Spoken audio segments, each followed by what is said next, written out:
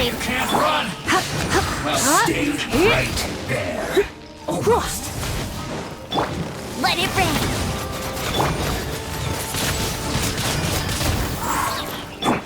The Temple of Wisdom! Don't be a killjoy! We've only just begun. You can't run! Well,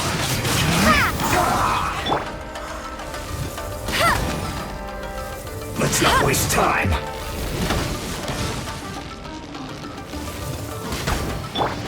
Don't be a killjoy!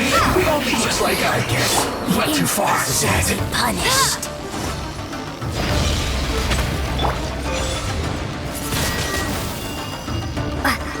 No mercy.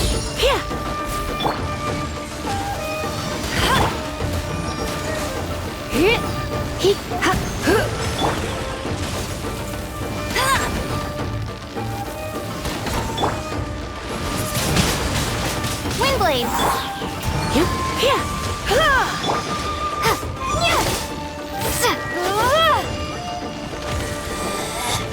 Out of my sight.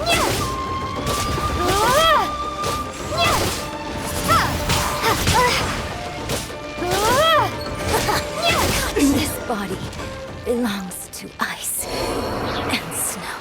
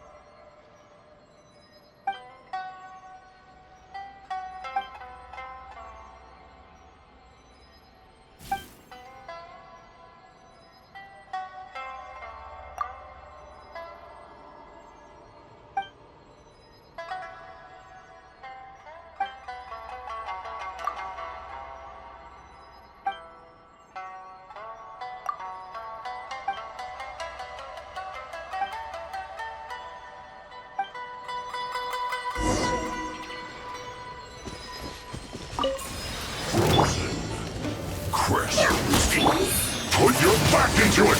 Windblade! No escape!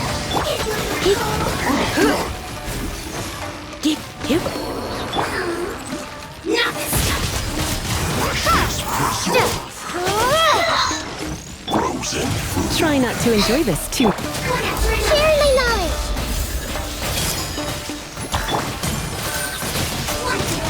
Windblade!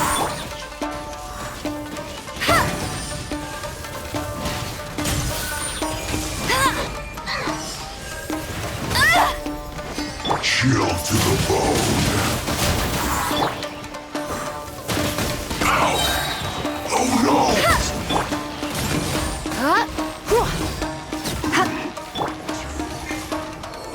Let it rain!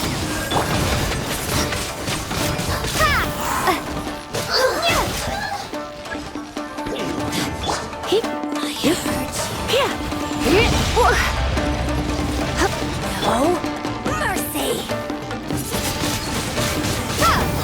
Prepare to be blown away!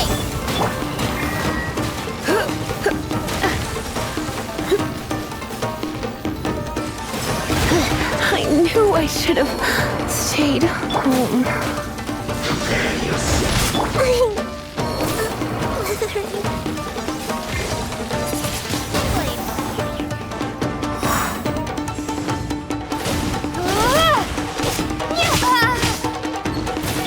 No escape!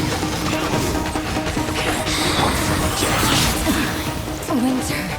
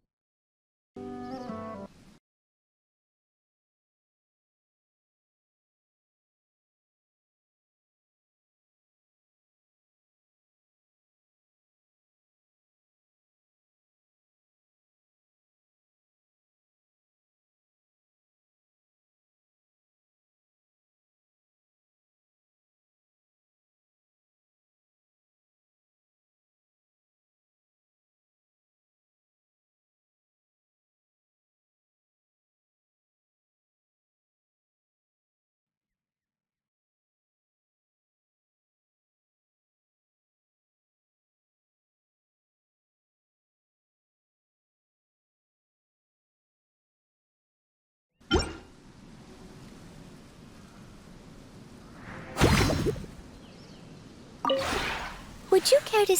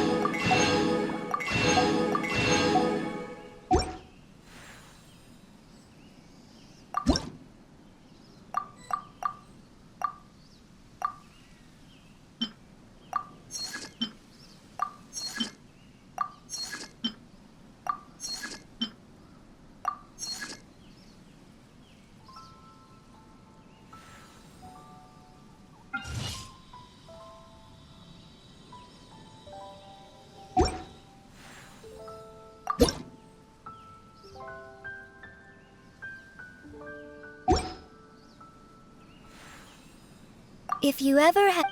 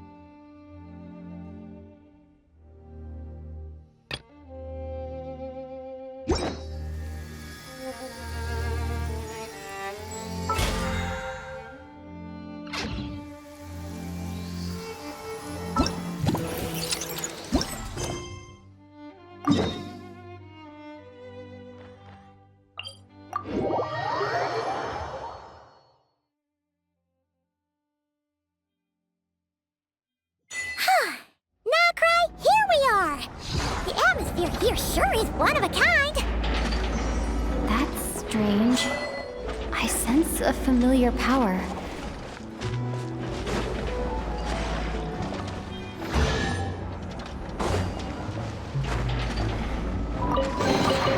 Is this an answer from this world?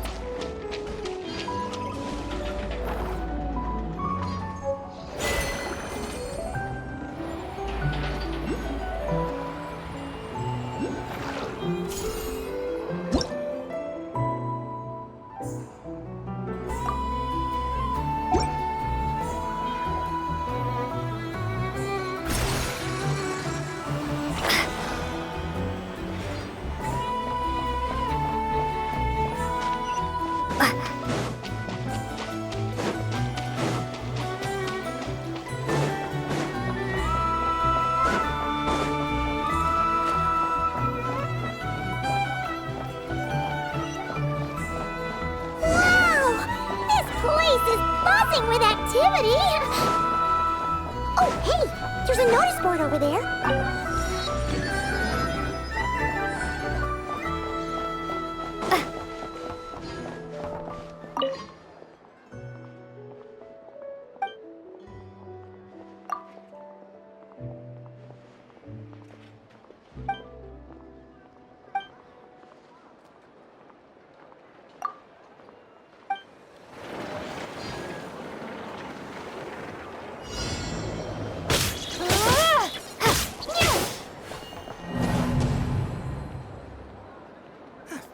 Everyone says there's tons of work lately.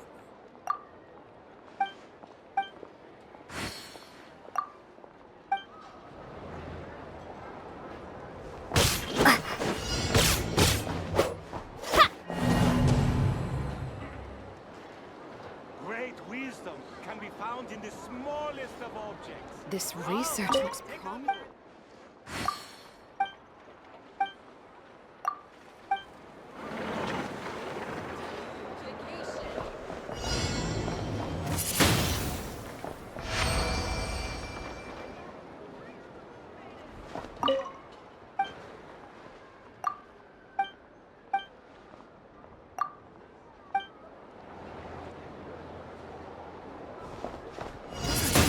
Everyone says there's tons of work. This research.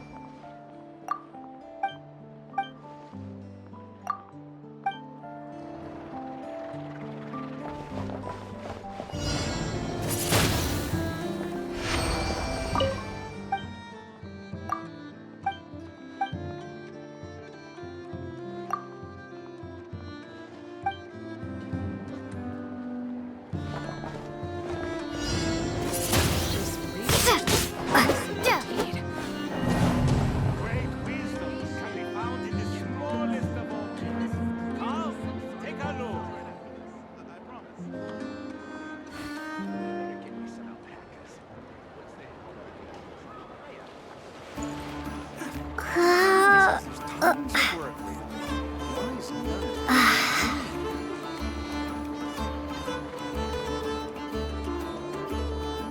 This research looks promising indeed.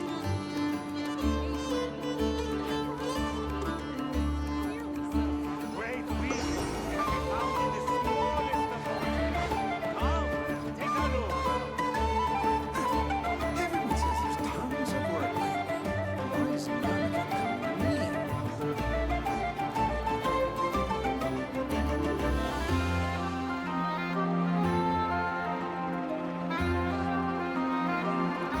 This research looks promising indeed. Great wisdom can be found in the smallest of all. Everyone says Take there's a look. tons of work lately.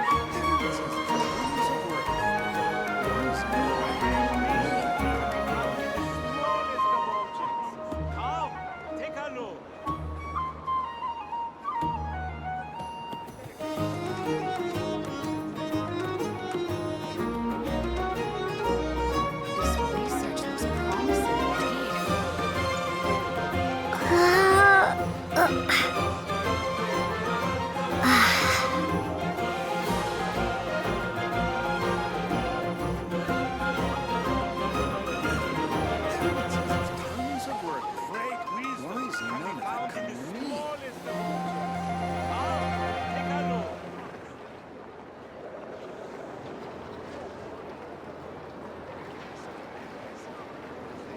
This research looks promising indeed.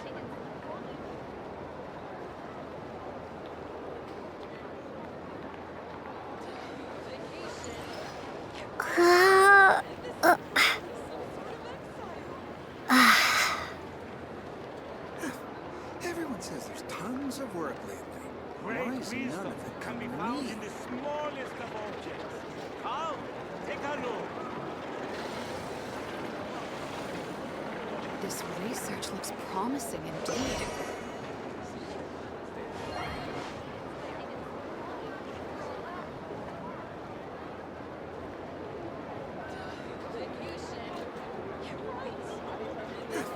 Everyone says there's tons of work lately. Great Why is none wisdom of it can be coming to found me? in the smallest of objects. Come, take a look. This research looks promising indeed. Everyone says there's tons of work lately. Great Why is wisdom none of can be it found coming to in the me? smallest of objects. Come, This research looks promising indeed. Everyone says there's tons of work lately. Why is none of it coming to me? great wisdom can be found in the smallest of objects. Come, This take a look. research looks promising indeed.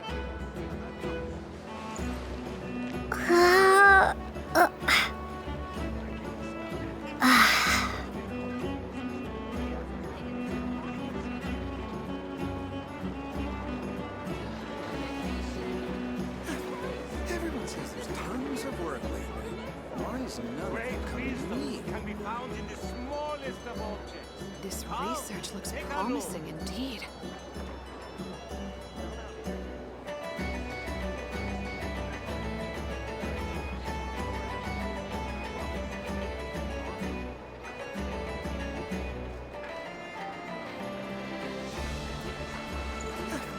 Tons of work lately.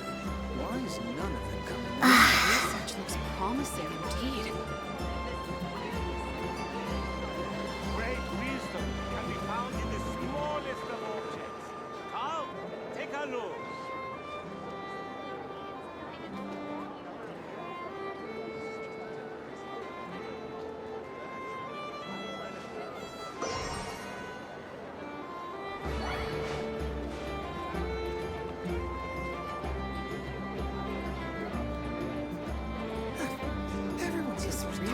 looks promising indeed.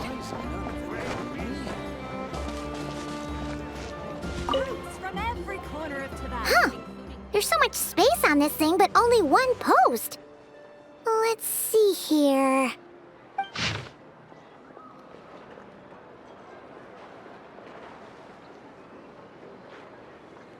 Wait, Inefa needs help?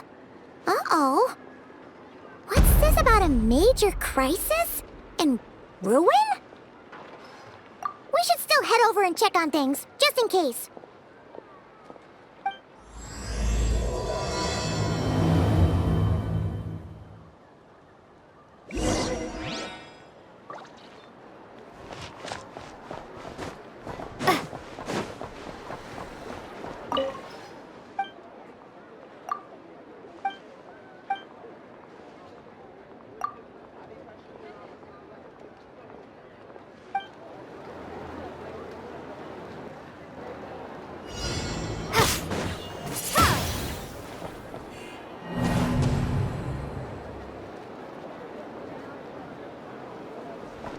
This research looks promising indeed.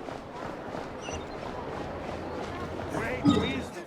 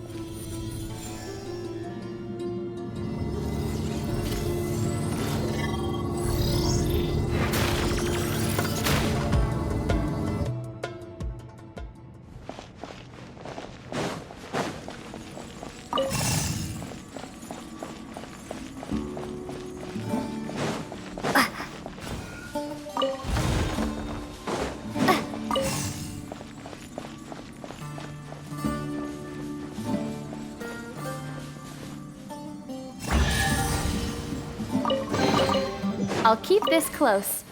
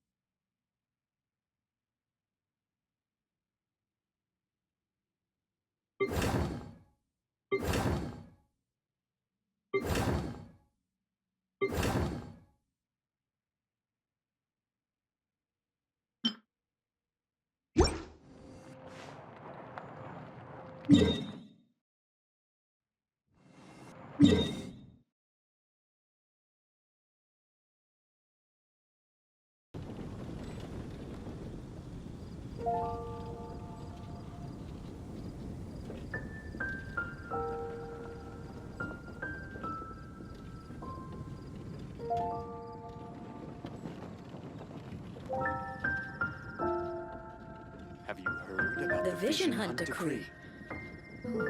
Did something bad happen again?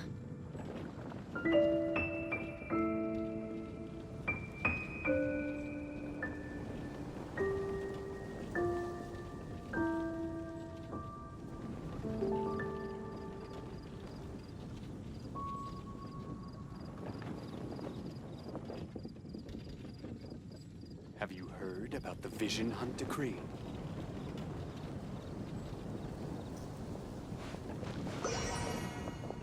The Vision Hunt decree. Did something bad happen again?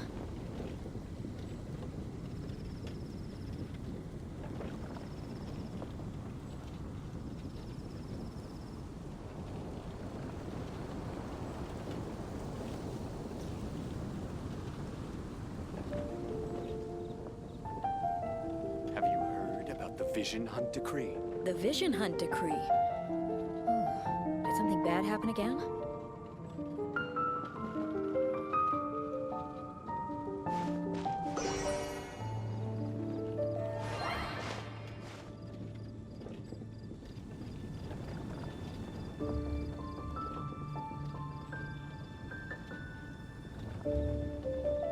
Have you heard about the Vision Hunt decree?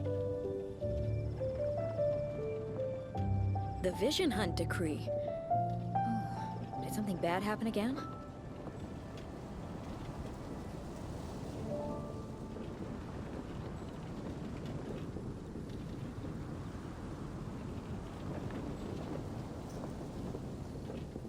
Have you heard about the Vision Hunt decree?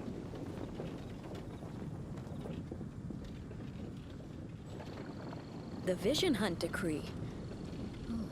Did something bad happen again?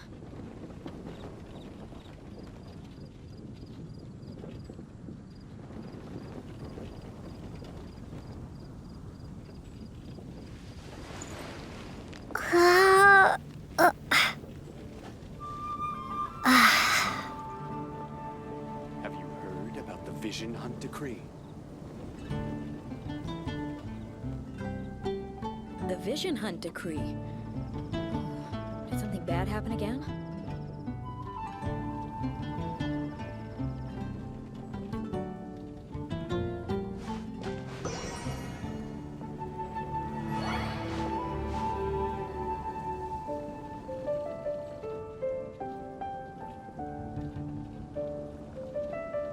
Have you heard about the Vision Hunt decree? The Vision Hunt decree.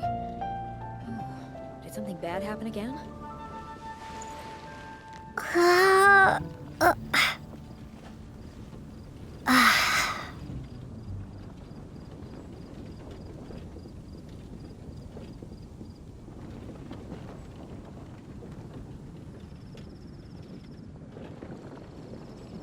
Have you heard about the Vision Hunt decree?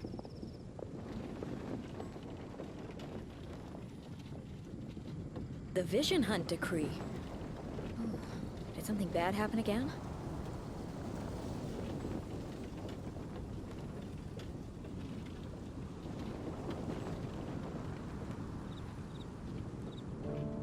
Have you heard about the Vision Hunt decree?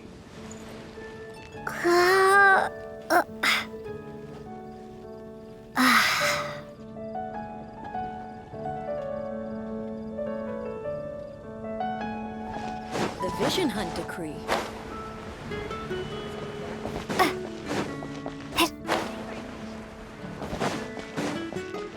Ad Astra.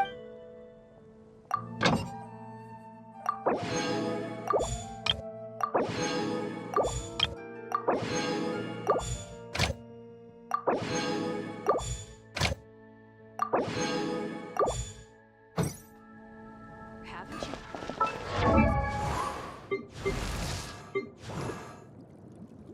I wonder when I'll be as tall.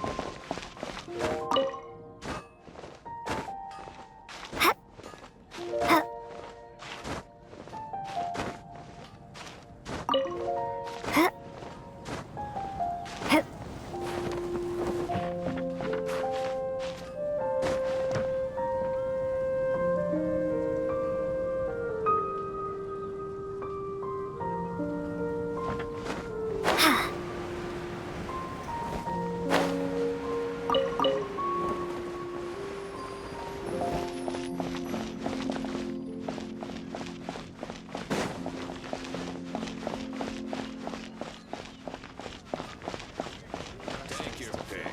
You'll find no second-rate items at Wagner's.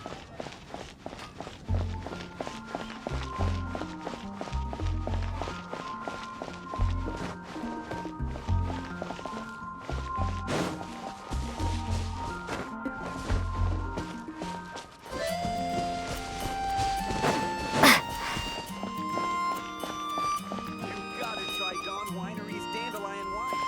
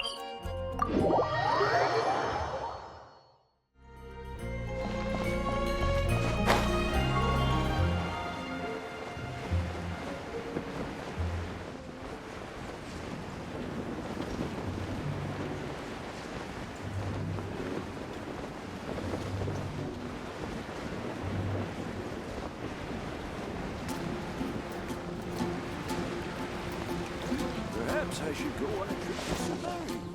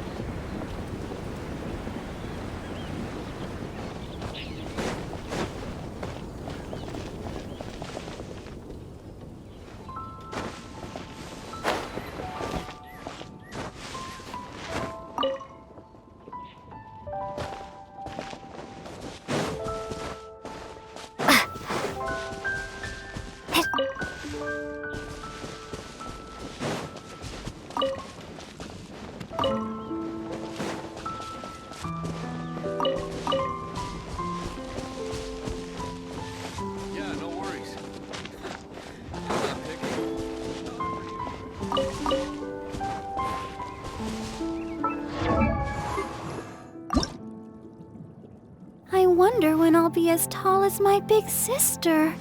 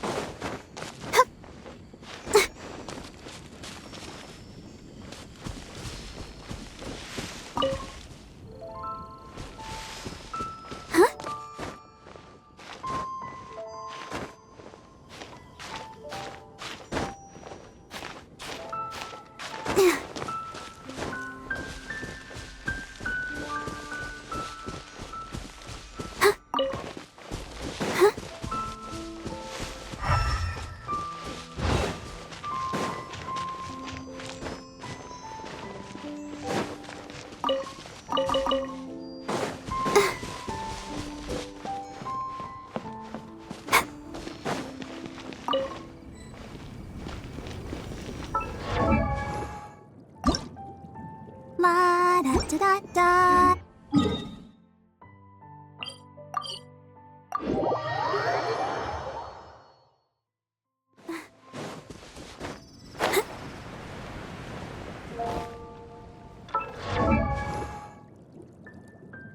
I wonder when I'll be as tall as my big...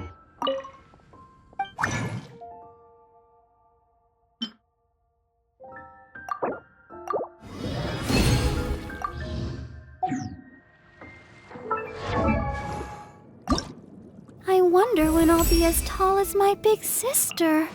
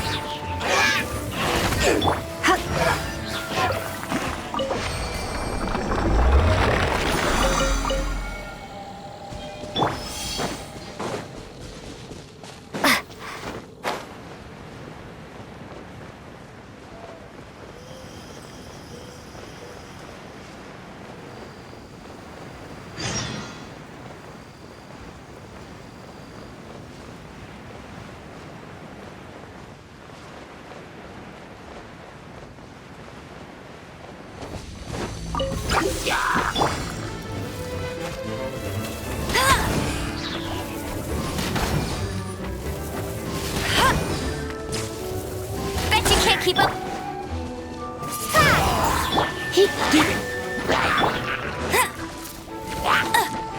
I'll race you there.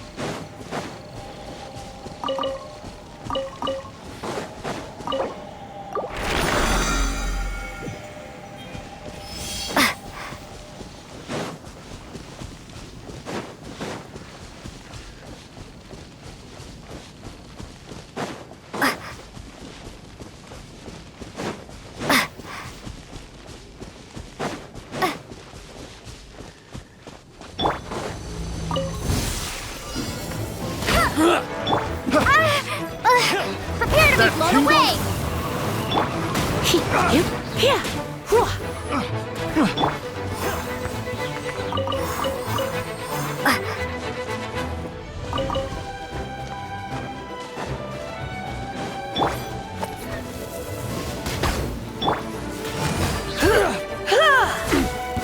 What you got? Another test subject. That tingle?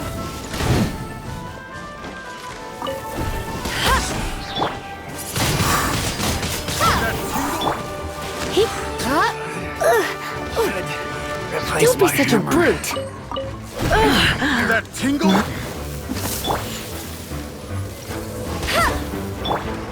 Have a little taste. I got careless. Picked the wrong test subject.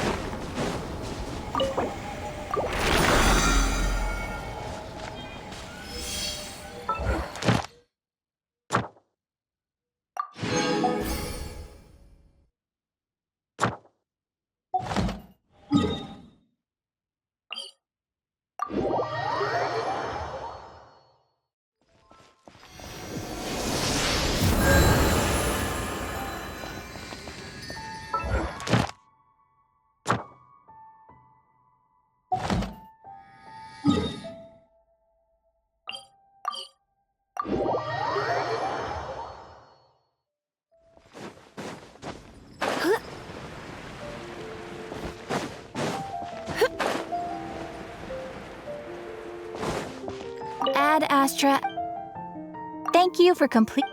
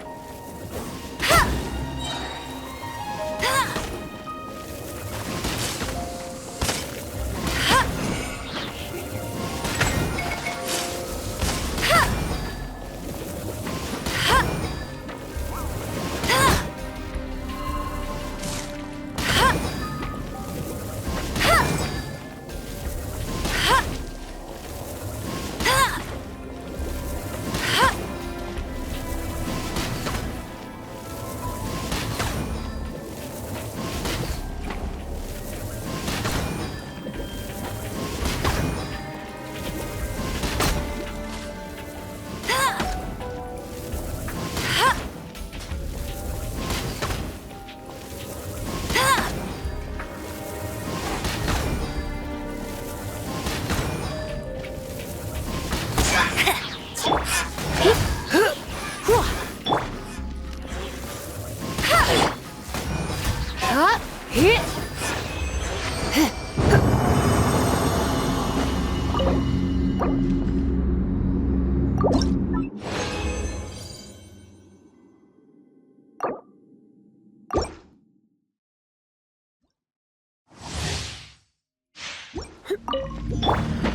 you can't keep. No one escapes my sight.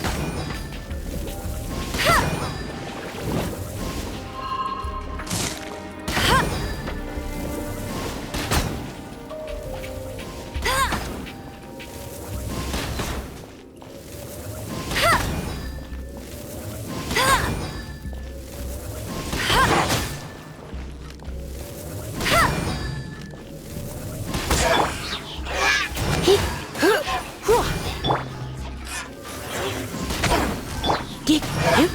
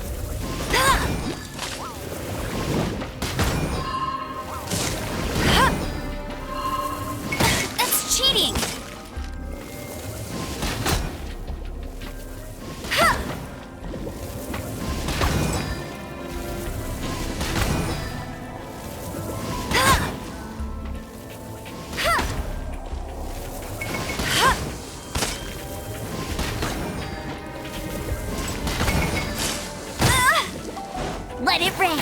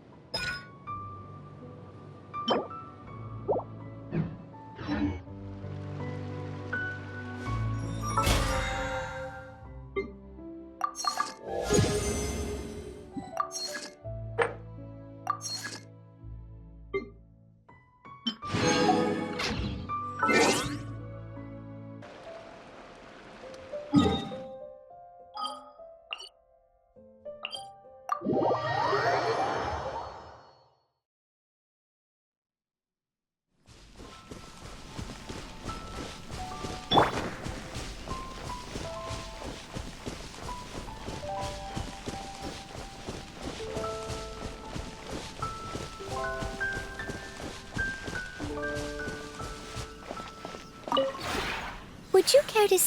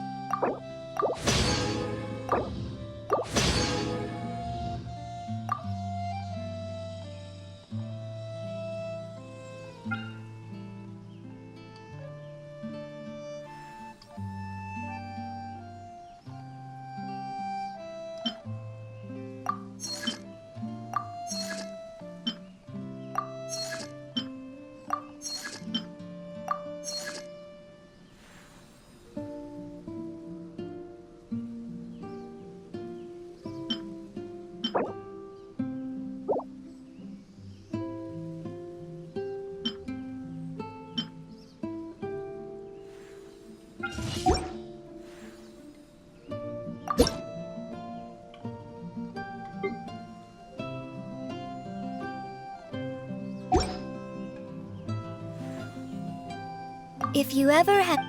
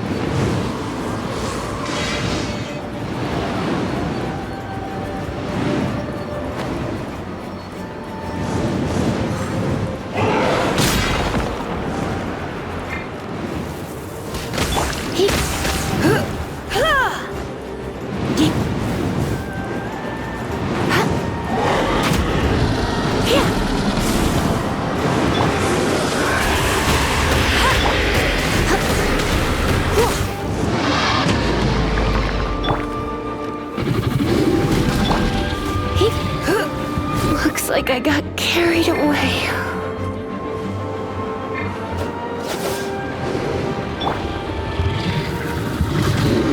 Tired.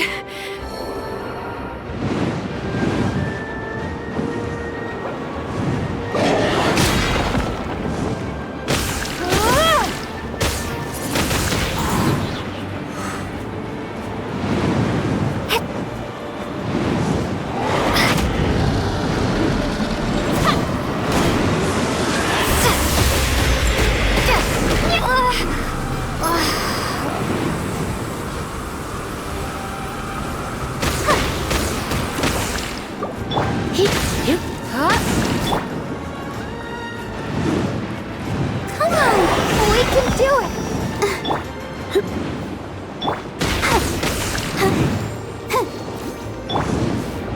Yeah.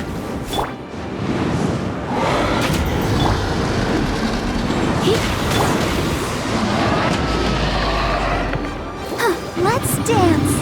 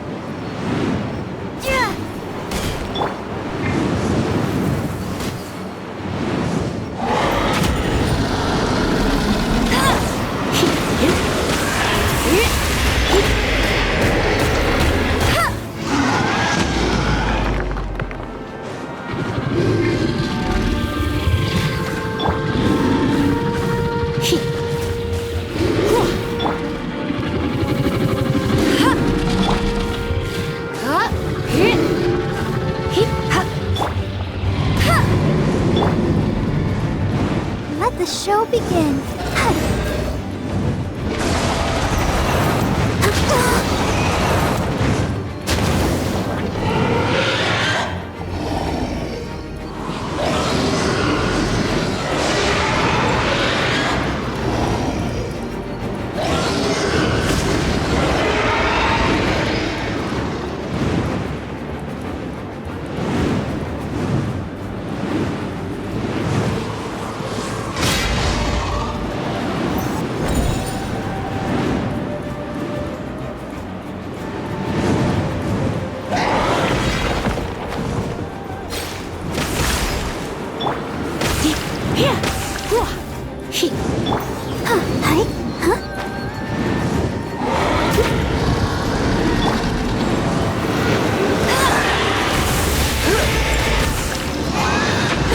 I have some for you too.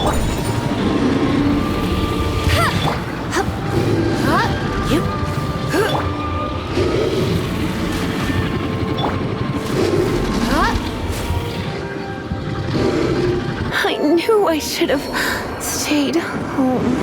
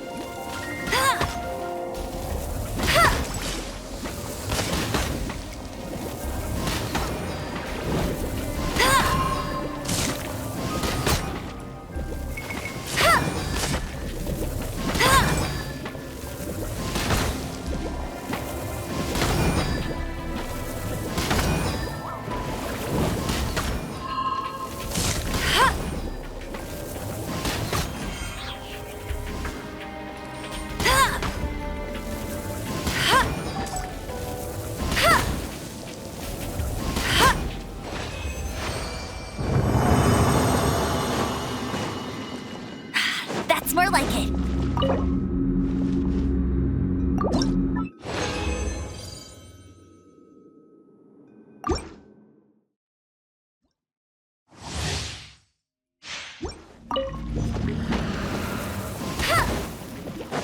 Let it rain.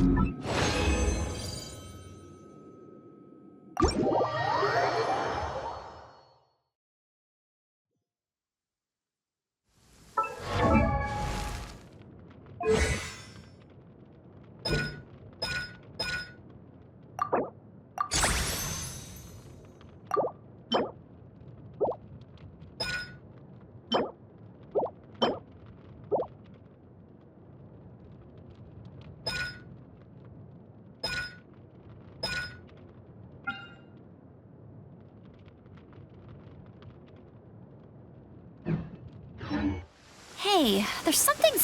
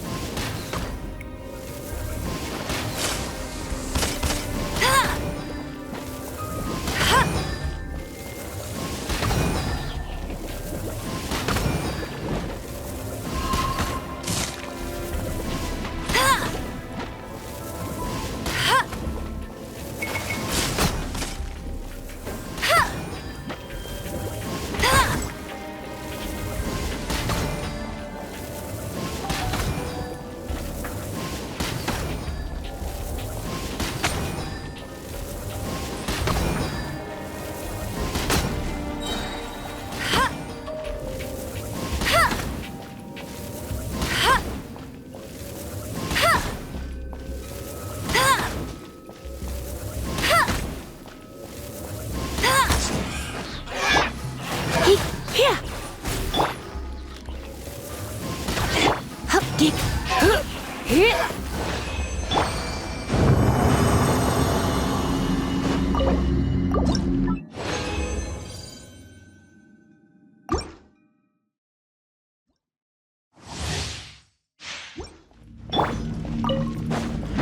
one escapes my sight! Let's spark things up a little.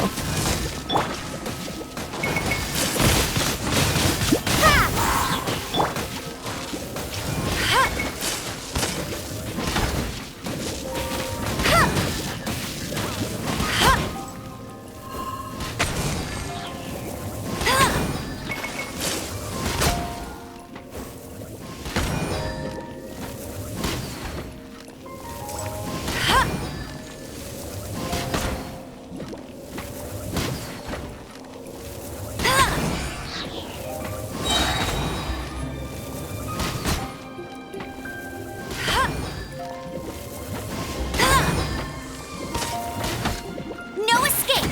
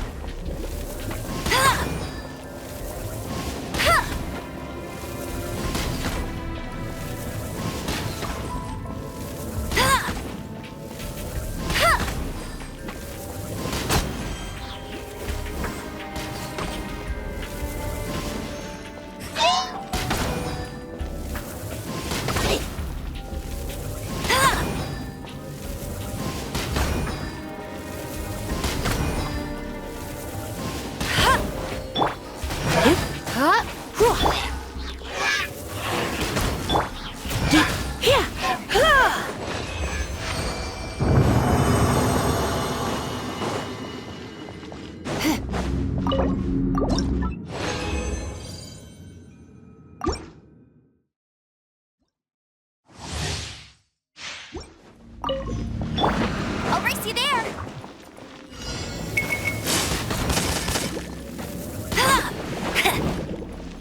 Go, Baron Buddy!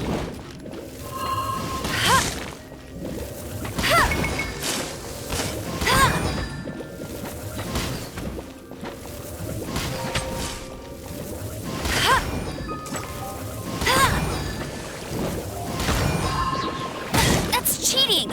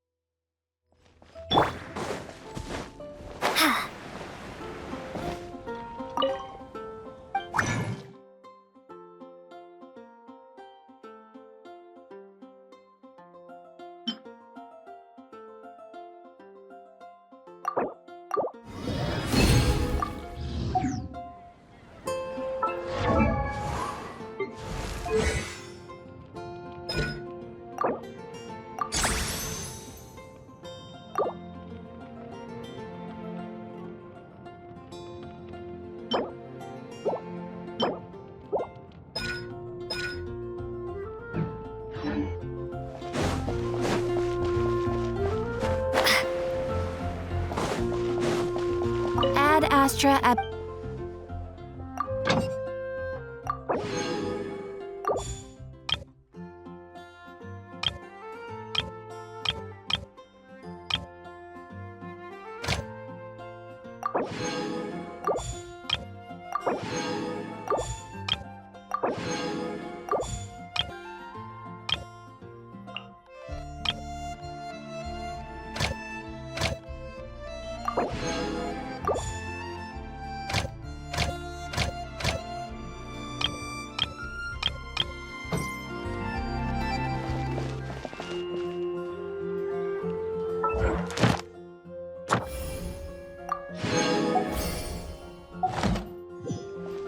Add Astra... Thank you for comp...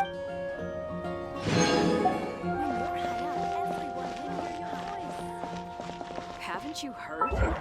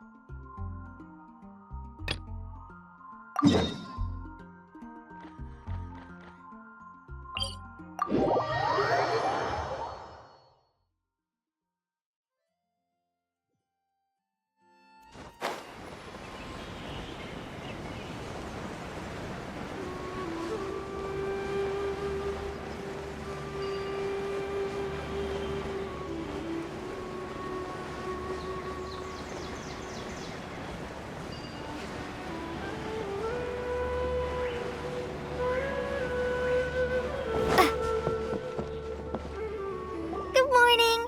Looks like you're awake. Yep, yep.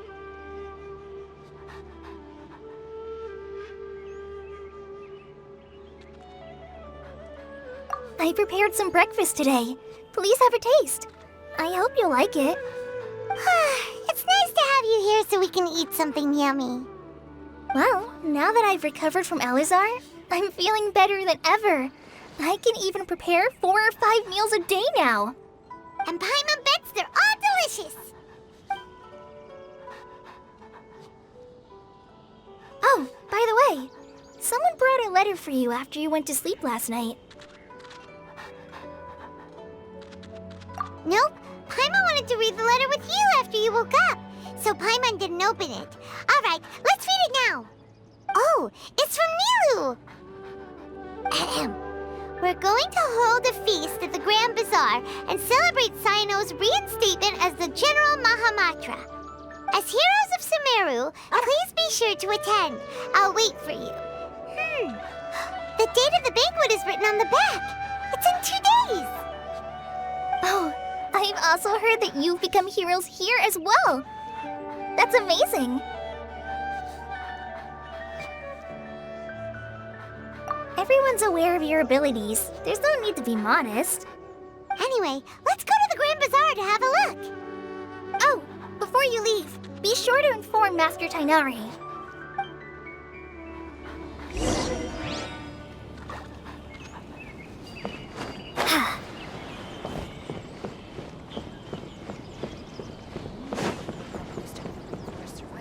Tainari!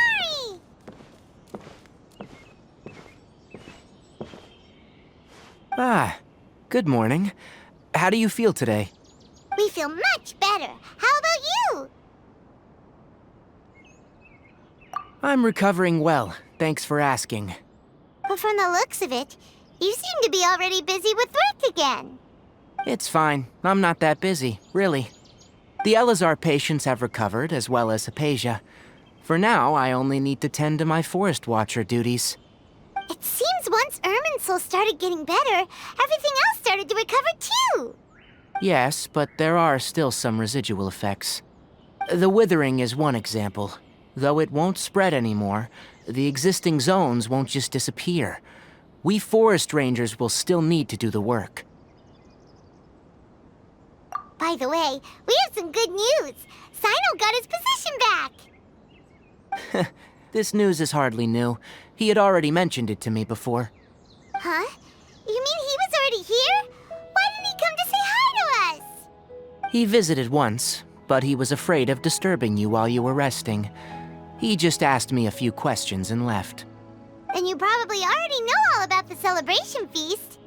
Celebration feast? No, I haven't heard anything about that. Huh?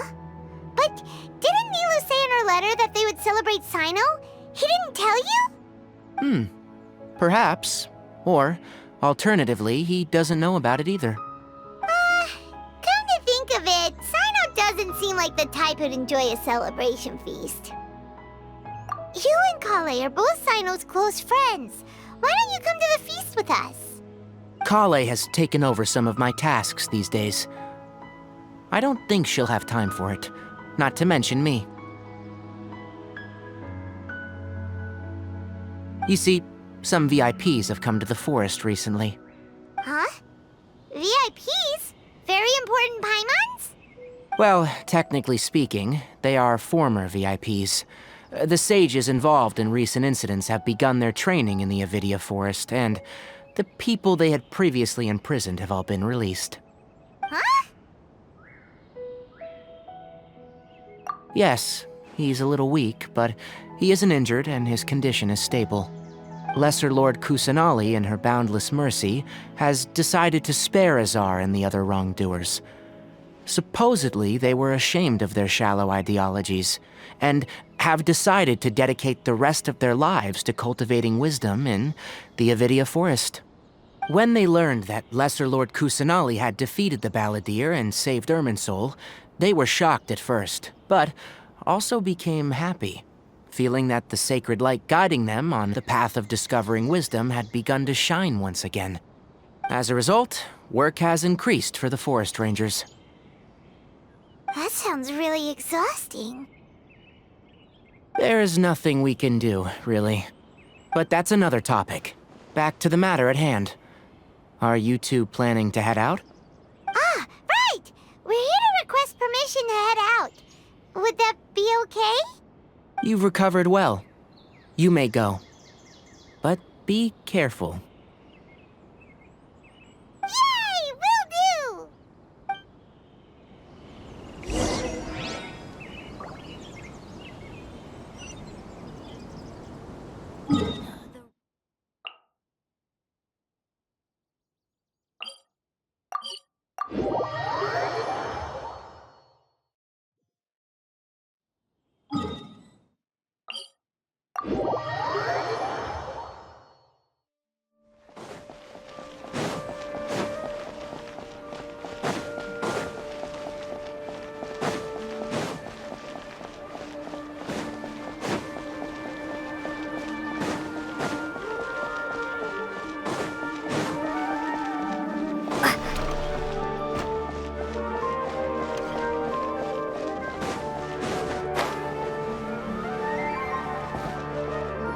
Well, there won't be any problems if the feast starts at that time. Everything has already been prepared. Mr. Zubair, I finished telling things up here. Well, except for the guests. Is a simple reply really that much to ask of our guests? It's affecting our arrangements. Oh, it'll be fine. Besides, it never hurts to get things ready in advance. I was thinking the same thing. The feast will be held sooner or later, right? Hey, Nilu! Traveler, Paimon! We got your letter, so here we are! You're the best! The other guests haven't even replied yet. Huh? Are we the only ones that have arrived? Yeah. I had someone deliver letters to all of our guests. But maybe everyone is still busy with other things. Look, I get it. Sumeru is in an extremely important period of transition right now, but even if your friends are important figures, they shouldn't just ignore your request like this. Nilu is Sumeru's #1 celebrity after all.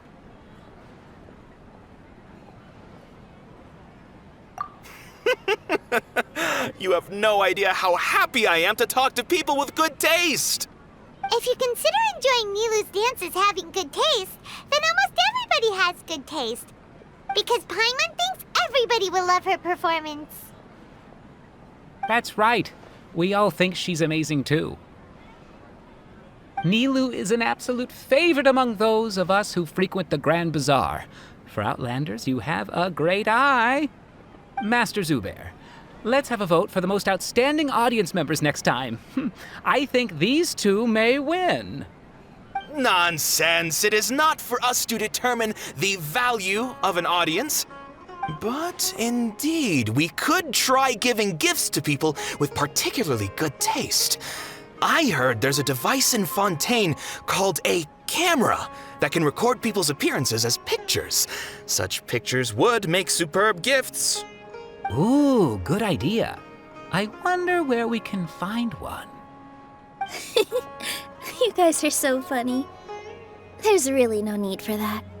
I'm satisfied just being able to perform here. There's always a lot going on at the Grand Bazaar. Yeah, and that's why I love it here. Traveler and Paimon, could you help confirm if the letters were actually delivered? If for some reason they didn't receive the letters, then please tell everyone that there will be a feast here. Yeah, we can also check out how everything in Sumeru is going now.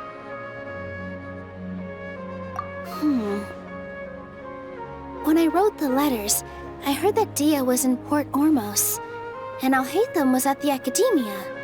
As for Sino, we've only heard that he appears at the Academia from time to time. I'm not too sure about Rahman's whereabouts. My guess is that he's with Dia. As for Dunyarzad, I just hope she's feeling better. I sent her a letter, but I was afraid of disturbing her. If you have time, please ask about her for me. Okay, got it. Let's go, Traveler.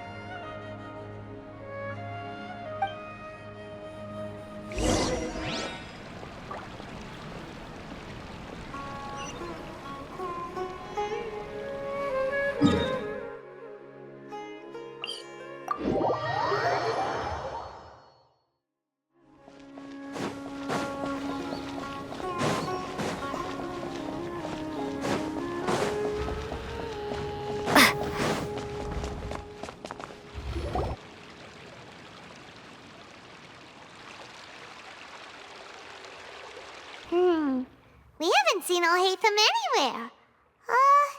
Let's ask that person over there.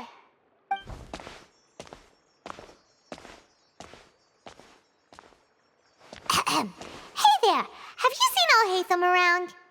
Yes, it seems Scribe Alhaitham has gone to the House of Dana. You should be able to find him there. But you're already the second group of people I've seen looking for him today. He must be quite the busy man. Oh? Who else was looking for him? Mr. Cave was just here asking about him. You wouldn't believe how terrible their relationship is. And now you two are here. Don't tell me everyone's here looking for gossip about the sages. No way! We're strictly here on business.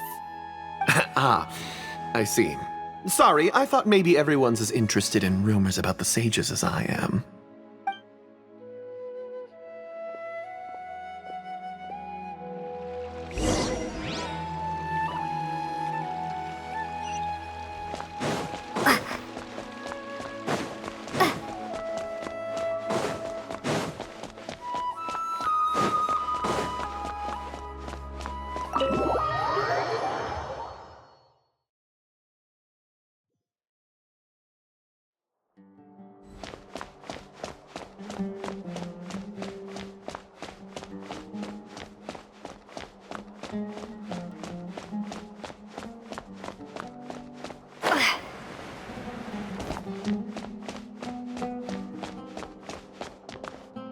Alhaitham should be around here somewhere, right?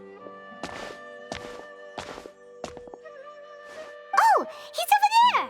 But it looks like he might not have time for us. Just put down that worthless book and tell me what happened in the Academia. This is not just some worthless book. Do you have any idea how difficult it is to find a physical book like this in Sumeru? It doesn't matter. It's probably just another thing that you used your authority to get your hands on anyway. Just put it aside. Listen, I came back today only to hear that the sages have disappeared. Oh, you sound surprised. I thought you would already know the inside story. Would I be here asking you if I knew? You're the scribe, not me. So just tell me what you know already. Well, I almost became a sage. Huh? Oh, don't sound too surprised now. You're the renowned Kaveh, light of the Ksharawar.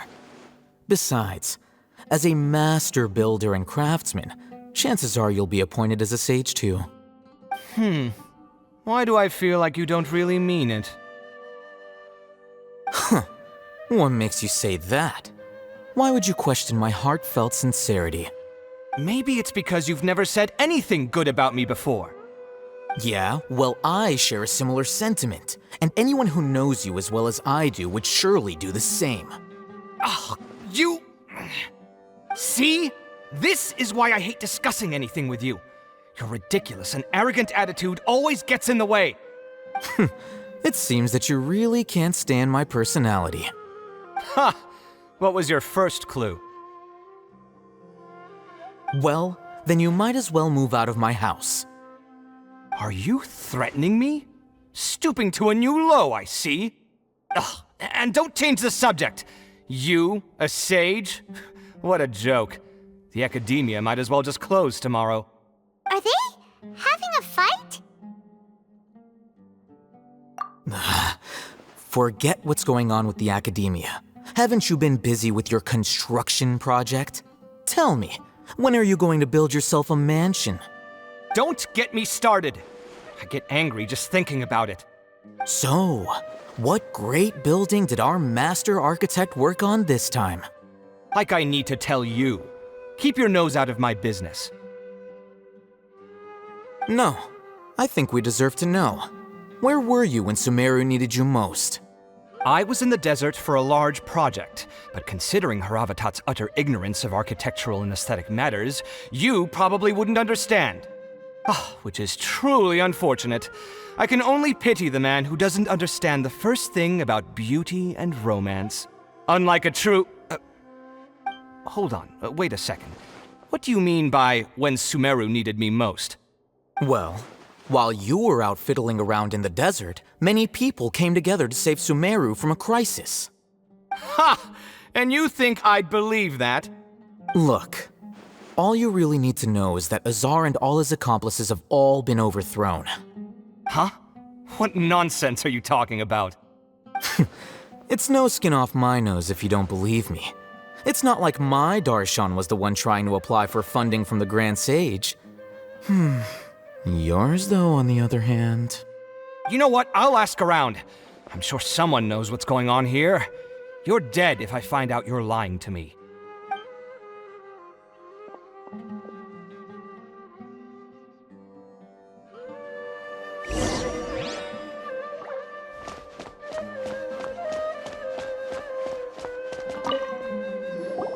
Hey, Alhaitham! Oh, it's you two. What's the matter? We're running some errands for Nilu. Have you received her letter? Letter? Nilu said she sent out a letter inviting everyone to a celebration feast in 2 days at the Grand Bazaar. We'll also be celebrating Zaino's reinstatement as General Mahamatra. If she addressed the letter to Alhaitham of the Academia, then the letter should have gone to my office. I've been busy these days, so I haven't had time to check for any new mail at my office. I only now have some free time to attend to personal matters. Have you always been so busy with your work? Of course not. I'm only busy these days because several sages have been dismissed recently and the whole academia was practically turned upside down. Kainari told us they all went to train in the Avidia Forest. Apparently they will spend the rest of their lives there. That is already the best possible ending for the likes of them. 4 of the 6 great sages were possessed by their desire for power and attempted to create a new god. In order to pull it off, they even imprisoned the other 2 rational sages. To imagine such things could take place in the academia. Yeah, you're right. Huh. Feels kind of strange to hear them called that after all this time. But then again, the 6th grade schools sounded pretty impressive too. Yes, at least that's how they're supposed to sound. It's said that when the academia was first founded, the Dendro Archon herself established the 6 great schools, each representing one of the 6 different types of wisdom. Numerous Darshans have sprung up and faded. Only the 6 Darshans attaching themselves to the 6 great schools have stood the test of time and obtained permanent seats in the academia. Now, the 6 Darshans are nearly synonymous with the 6 great schools, and the leaders selected for the schools are the 6 great sages. Among the 6 great sages, there is one central leader, the Grand Sage. Unfortunately, only the sages from Vahumana and Amorta remain now. They were imprisoned for opposing Azar and were only rescued after Azar's downfall. So who's managing things in the other 4 schools now? Do they need to find someone new? Yes. Normally, new sages are selected based on a strict set of criteria. Oh, didn't you just say something about becoming a sage? If they pick you, then we'd have a huge connection in Sumeru. Yes, about that. You didn't let me finish my sentence. The person in charge of personnel affairs nominated me to be the Grand Sage in place of Azar and help Lesser Lord Kusanali manage the academia. But I refused. Huh? But why? Ugh, can't you be a little more ambitious? I'm not even interested in being one of the 6 great sages. Like I said before, I don't like being a leader. Oh, all right. So are you busy these days trying to find others to take the job? That's not my job either. I'm only responsible for handling important affairs within the academia before the new sages take office. And the first thing I'll do is reject Kasharawar's application for funding. By the way, who was that other person just now? Is he your friend? Do we look like friends? Paimon doesn't know. That's why Paimon's asking. His name is Kaveh, my roommate. You could say he's the representative for Ksharawar scholars. Which is exactly why he always has so many problems. So everything that's happened recently must be a huge change for the people of Sumeru. Such is the work of the Academia Scribe. Well, anyway, no matter how busy you are, since you are our planner, remember to attend the celebration feast in 2 days. All right, I'll see you there.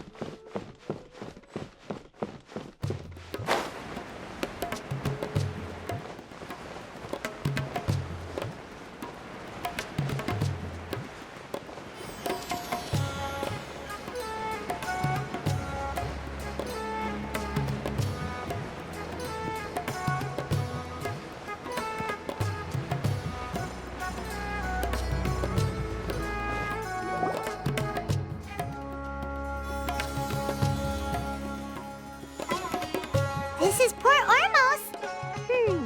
Now where could Is that Paimon I hear? Huh? Oh, it's been a while. How are you doing? Dinnerzad! It's been so long since we've seen you!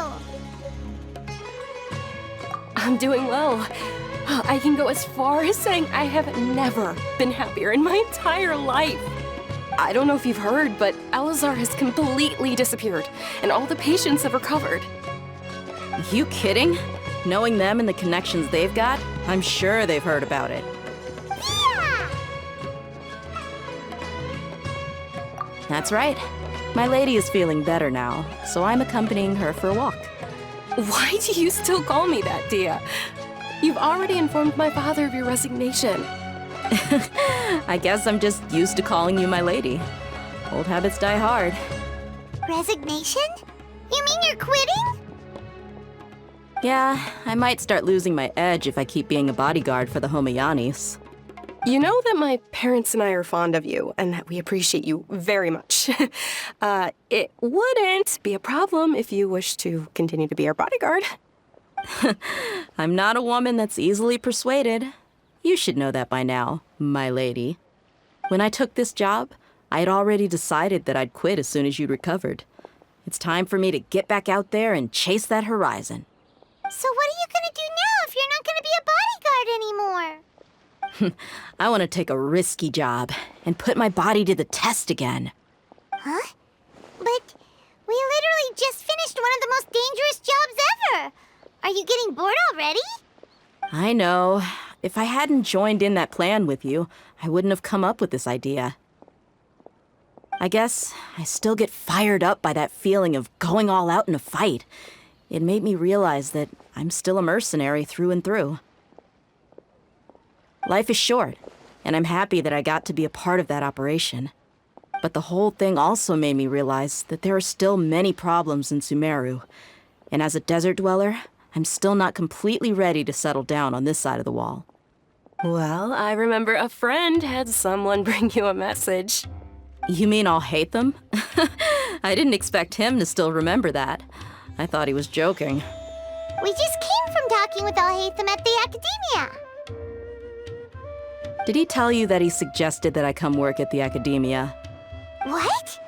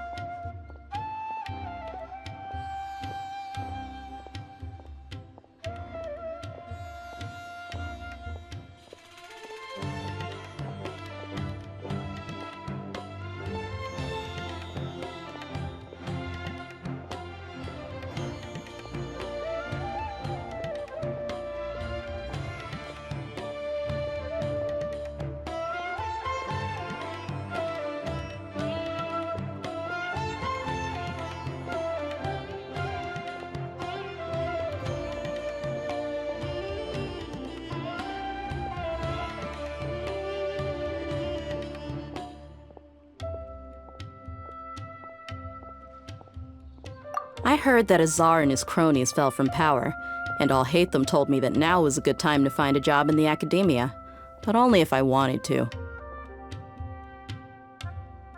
Whoa. Paimon can't see you being anything other than a mercenary. Me neither. But I think Dia would look great dressed up as a scholar. Ugh, forget about it. I wouldn't last 10 seconds in there. Alhaitham probably just liked the way I worked and knew I'm good in a fight, so he suggested I find some work in the Academia. But you know, if you take him up on the offer, Sino might actually agree and let you become a Matra. Because you're super amazing! The Matra have all the talent they need as long as they have Sino. I prefer to be free to live however I choose. In fact, I chose this job from the very start because I knew it'd be right up my alley. Even if being a mercenary means facing all kinds of danger. A lion has to return to the wild sooner or later. If anything, being your bodyguard has been unfamiliar territory for me. I don't want to see you go, but I'll respect your decision. I'm glad to hear you say that. Come on, no need for the sad face. It's not like we'll never meet again. Once the whole Dendro Archon thing is settled, everything in Sumeru will take a turn for the better. That makes me happy too. But a peaceful society will probably mean less demand for mercenaries like me. Before long, we'll be a dying breed. So I'd better get to work while I still can.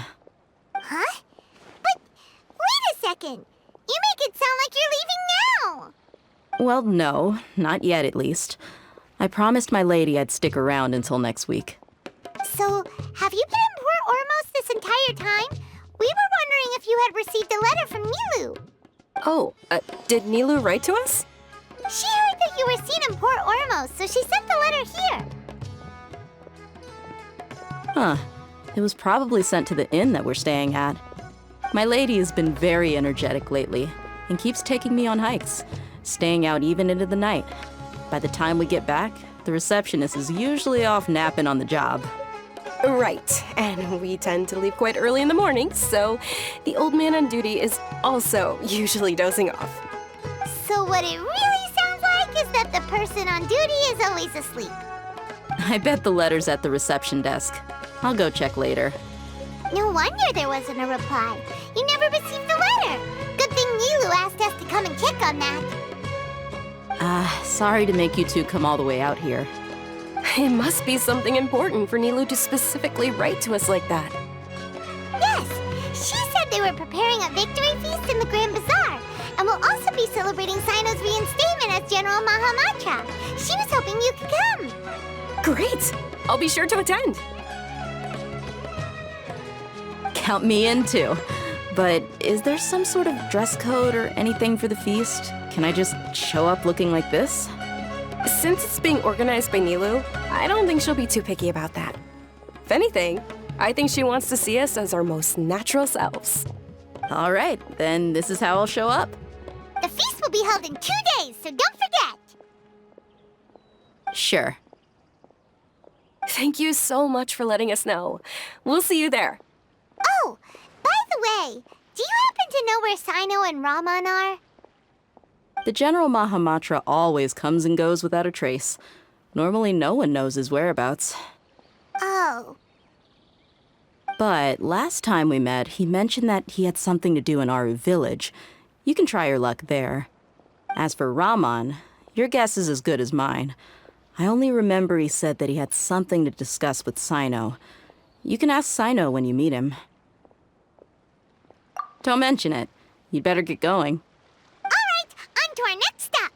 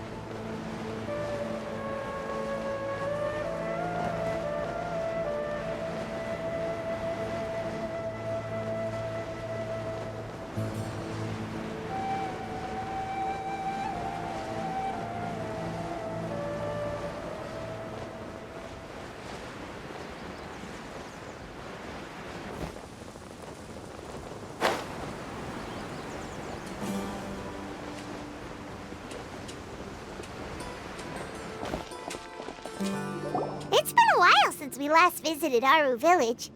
Ah, there's Sino!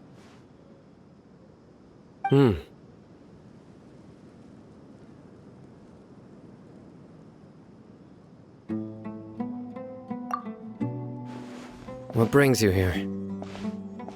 We recovered well, and Tanari agreed to let us leave, so now we're out and about again. It seems Gandharvaville's medical treatment is still as good as ever. Mm-hmm, and Tanari is recovering well, too. That's good to hear. Yeah, you're the one who brought us to him when we lost consciousness, right? Thanks for that. You're welcome. Tainari has excellent medical skills, and Kale is quite attentive. It was the best place for you. But why are you just standing here like a dead tree? I'm meeting some people. Oh, you mean Candace? I've already talked with Candace and the village chief. They're still at the usual place. You can go there if you'd like to see them. But you know one of the people I'm meeting as well. Oh, by King Deshret's blessing, my friend suddenly appears in the desert. Don't tell me you've run into trouble and need us to help now. Ramon! And... huh? Sataria?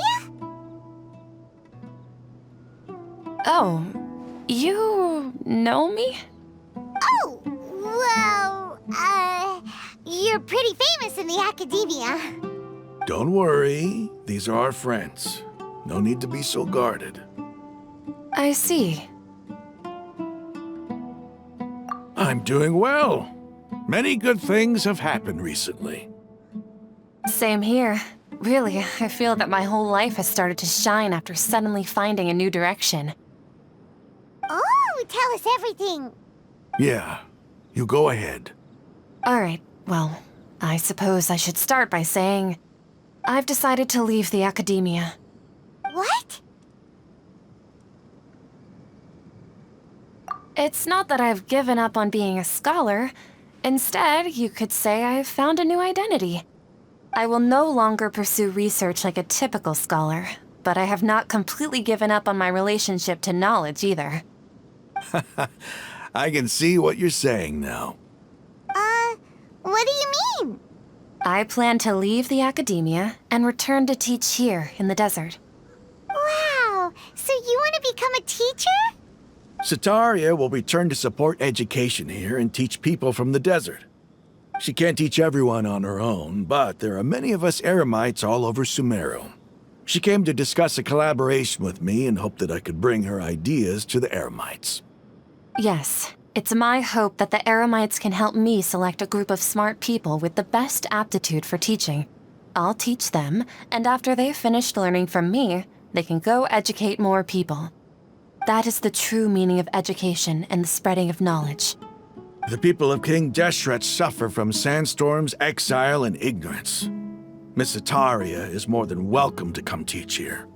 Her arrival is like a star shining in the desert night. The stars have always guided caravans, thieves, soldiers, and travelers who get lost in the night. They lead those in the dark out of trouble and back to safety. Oh, please. Where's all of this coming from? I'm starting to feel a little embarrassed. You deserve these compliments. Mercenaries are accustomed to danger and don't fear death, which is why we recognize extraordinary actions that common people would easily overlook. Sataria's idea will bring much good to many people. At first, I feared it was destined to fail. Everyone knows that the academia doesn't allow scholars to teach in the desert without permission. As you know, all knowledge is under their surveillance and control, and very few desert dwellers are as lucky as me. But what I heard at that time has been haunting my heart, as if there were lightning bolts constantly bombarding my soul. Sataria, you tread a treacherous path, and the longer you ignore it, the tighter the academia's grasp on you will become. Sataria, why haven't you gone home? Never forget that the desert that belongs to you lies elsewhere. Miss. These words sparked something in me, and I knew that I had to bring something back to my people after going home.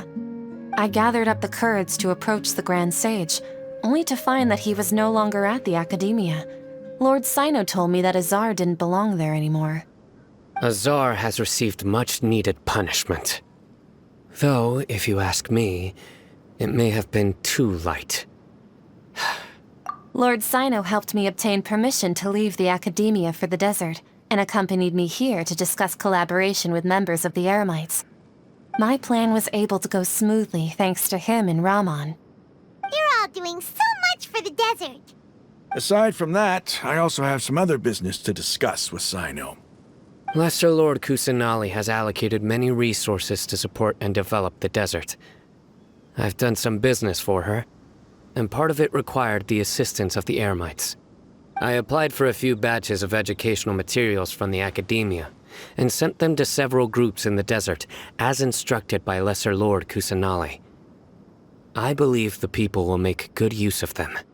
That's exactly what the people here need. Physical books and other related items. If it weren't for Sino and Lesser Lord Kusanali, I'm afraid we'd never be able to get our hands on them. Apart from this, the academia is also recruiting scholars that are willing to teach in the desert. I'll let you and Satarian know as soon as I have any more news. We must be persistent about this, and maintain these resources to ensure long-term effectiveness. This is the first time in hundreds of years we've had a glimmer of hope. I think this may be the turning point for the desert. Remember these words. Here lies our faithful priest, Kasala. His wisdom is a miracle among the people, deserving of high praise and admiration. I hope people with wisdom like that priest will rise again among the desert dwellers. Then we'll once again see the wisdom and glory that once shook the world. Enough about us. Are you here to discuss some business too? No, not at all. We're actually here on behalf of Nilu. Nilu wanted to write to everyone, but she wasn't sure where the letters should be sent, so she asked us to come find everyone personally. A celebration feast will be held in 2 days at the Grand Bazaar. She hopes that all of you will be able to attend. At the feast, we'll also be celebrating Sino's reinstatement as General Mahamatra. Although, judging from your appearance, it seems you've already been reinstated. Paimon thought you would only start working for the Academia after the feast. Celebration? Feast? It's the first I've heard of it. Tighnari was right. He really didn't know. This feast is for you, Sino. Sounds to me like you'll have to be there. It's rare to see that kind of expression from Lord Sino. You must not like feasts very much. No, not really. But I'll go. Well, I still have a lot to handle here. Besides, I need to look after Miss Sataria in the desert, so I'll have to pass. I'm afraid I won't be able to join you. Although, if you'd be so kind, please give a message to Miss Nilu for me. The message is, I'm sorry for how I treated you before, but now I understand the beauty of your dance. It's like a light shining in the sky. You and the art you symbolize are not only beautiful, but also lively and powerful, so much so that it was prohibited. Please keep dancing, and someday I'll be able to appreciate your art in person. Okay, we've got all that down. Our job here is complete as well. Oh, Sino, remember, party's in 2 days. Make sure you're there. Got it.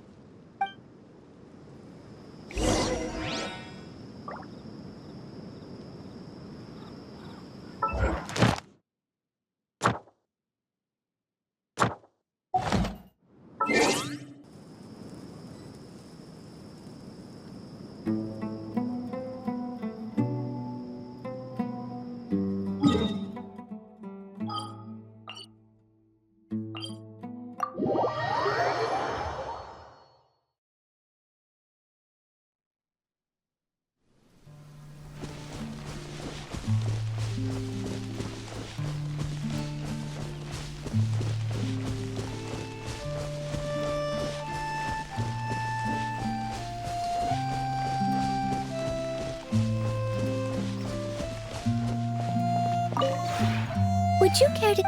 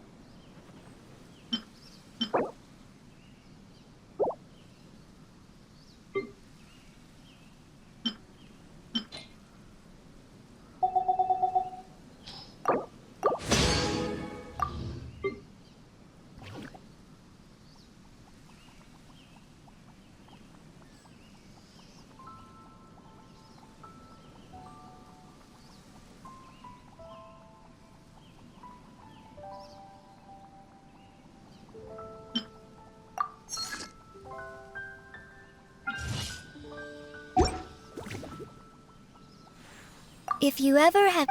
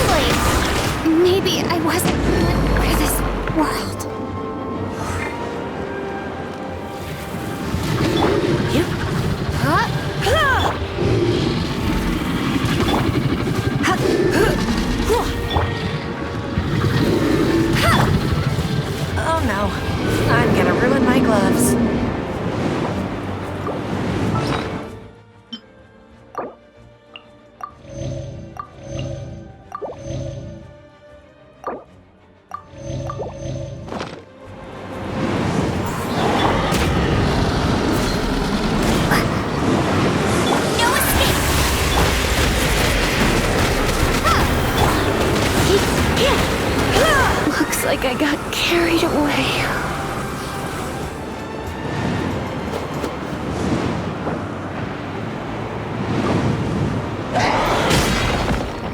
This is not the end.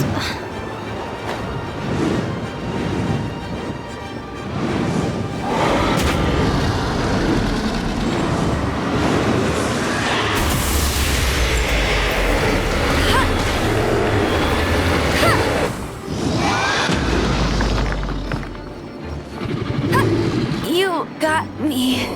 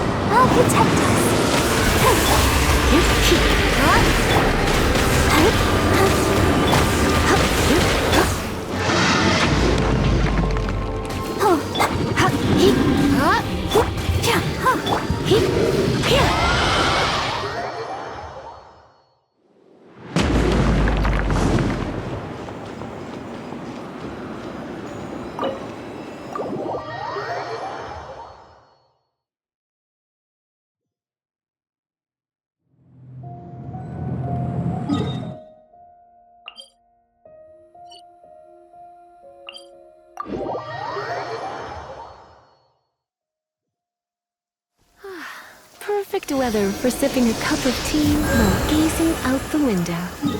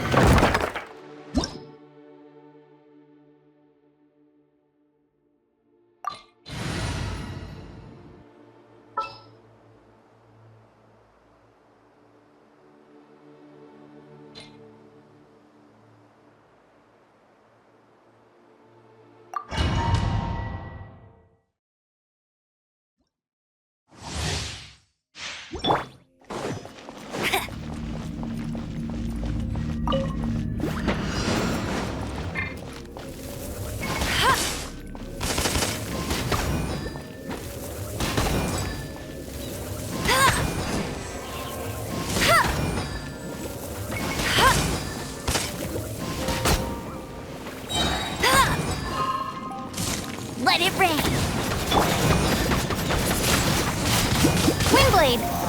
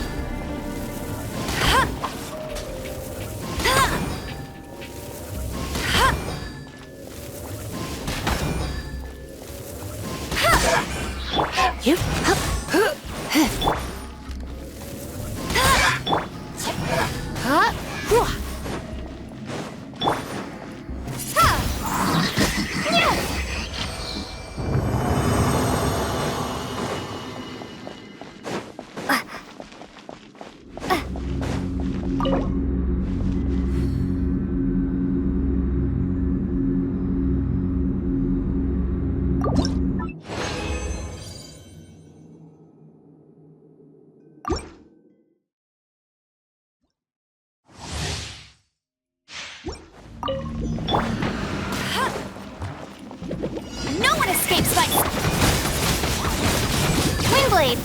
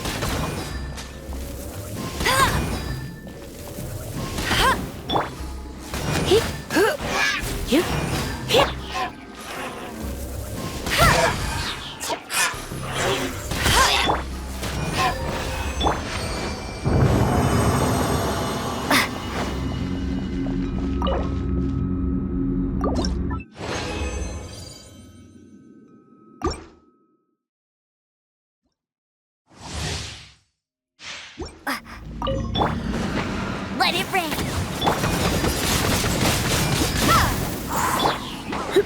Let's spark things up a little.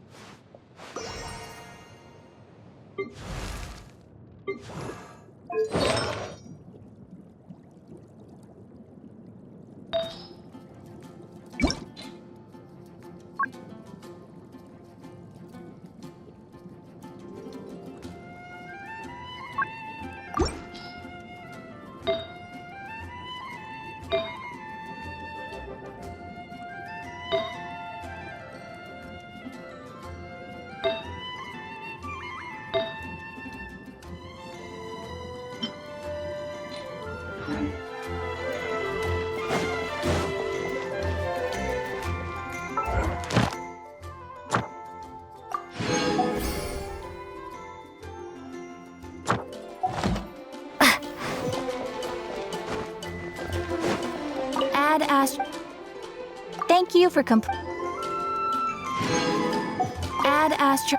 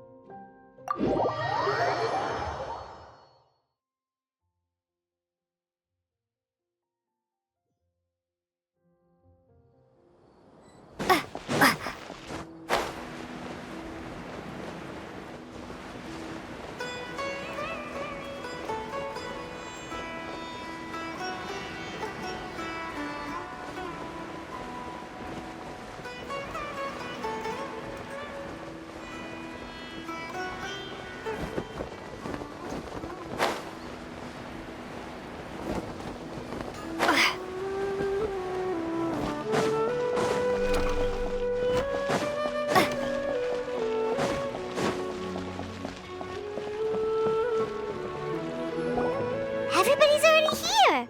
Looks like we're the last ones to arrive. You're here.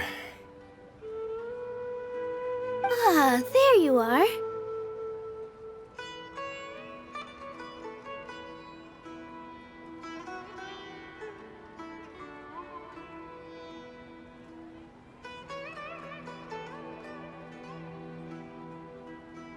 Well, look who finally decided to show up.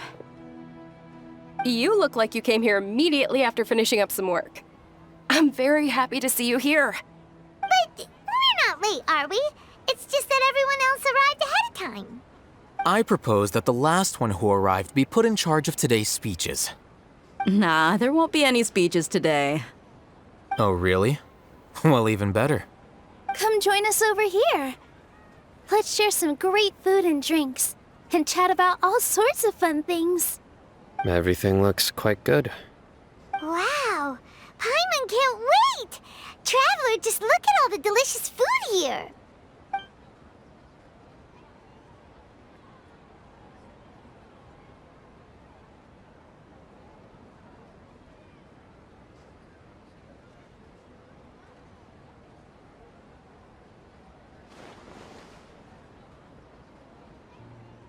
Whoa! It's so delicious! Oh, this grilled meat tastes amazing! The food was specially prepared for you by everyone in the Grand Bazaar. And we have gifts that were sent by the residents of Sumeru City when they heard we were holding a feast. Everyone that came said that you saved Sumeru and wanted me to thank you all on their behalf. Ah, feels kinda nice to be seen as a hero. I could get used to this. Being a bodyguard is also a hero's job. You've always been amazing, Dia. My lady sure has a way with words. Thanks. I'm glad to hear it. And I'm happy to meet everyone that participated in the great plan. Don't mention it. Come to think of it, we've really done something impressive together. It's unbelievable. We owe it to our abilities. And luck. Really? Why do I remember everybody thinking that luck was against us and feeling like we hardly had a chance of succeeding? That's how I remember it too. It's luck that brought us together, and it was luck that let us form a team. Then, it took even more luck for us to formulate a plan and implement it successfully. Moreover, judging from the results, everything worked out well. Yeah, everyone gave it their all when it mattered most. It was almost like a performance. We took the stage and put on our best show. Everyone played their part, and thanks to everyone's efforts, the performance was a great success. So, would you say we're good actors too? It's such a blessing that Lesser Lord Kusanali was able to return to power at the Academia. Yes, even after being abandoned and neglected so many times, she's finally returned. Uh-huh. Lesser Lord Kusanali once used all her power in a great disaster, which resulted in her losing all her wisdom and memories of the past. The Academia basically abandoned her because of it. This should be something everybody should remember. Huh? You look surprised. I didn't say anything wrong, did I? No, everything you said is correct. That's good.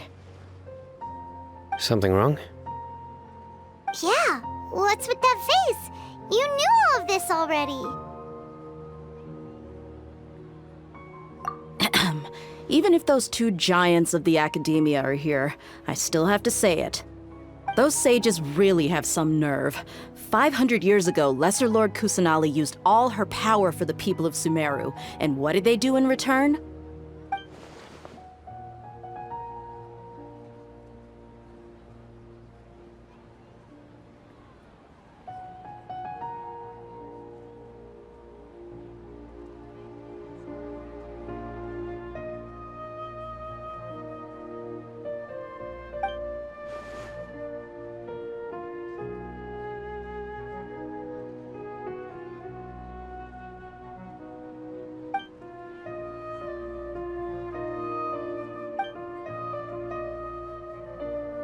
If you bite the hand that feeds you, don't act surprised when it turns into a knuckle sandwich, right, Sino?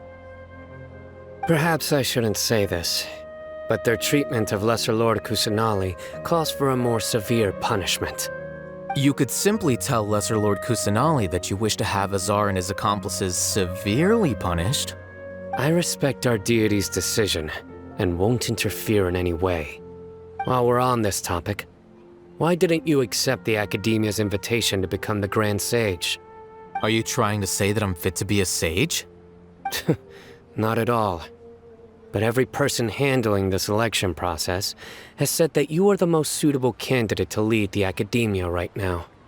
Why? Because he dethroned Azar from power? Could you try to put it another way? This is a good thing, yet you're making it sound like I overthrew Azar for my own personal gain. But seriously, though, I always wondered if you had some personal motives behind it. I did have my own motive, but it had nothing to do with being a sage. If the rules of our nation were suddenly cast by the wayside, then it wouldn't be long until chaos ensued. I had no intention of letting their dreams disrupt my life. By that, you mean your life working as the Academia's scribe?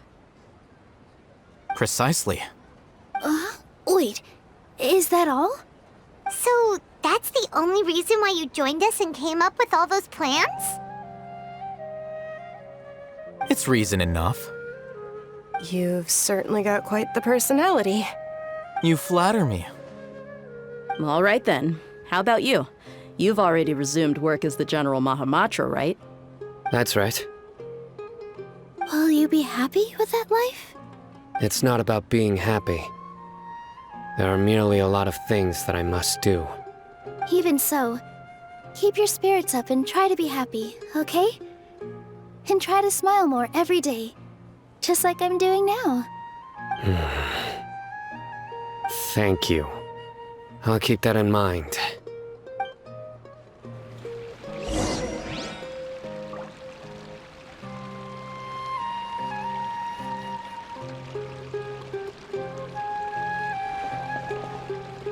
Ah, there you are, traveler. Well, how is it? Are you enjoying the feast today? If there's anything you're... That's good. It's the first time I've ever invited so many exceptional people to one place. I was a little nervous myself. You see, every guest here is quite extraordinary. It's unbelievable that we've got everyone together here. Almost like a fairy tale. Make sure you live it up tonight. I'll be happy as long as you're enjoying yourselves.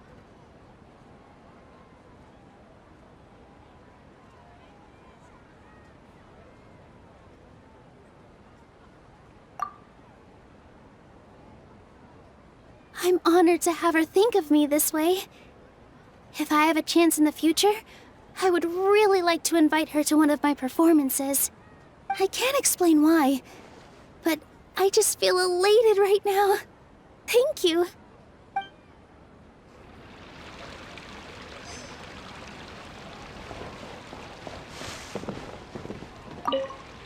The atmosphere here is good, and everything is delicious.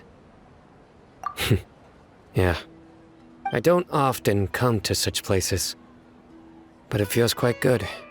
I have a lot to handle these days. Otherwise, I could show you around. There's always next time. We're friends after all. This feast is pretty good. I like it.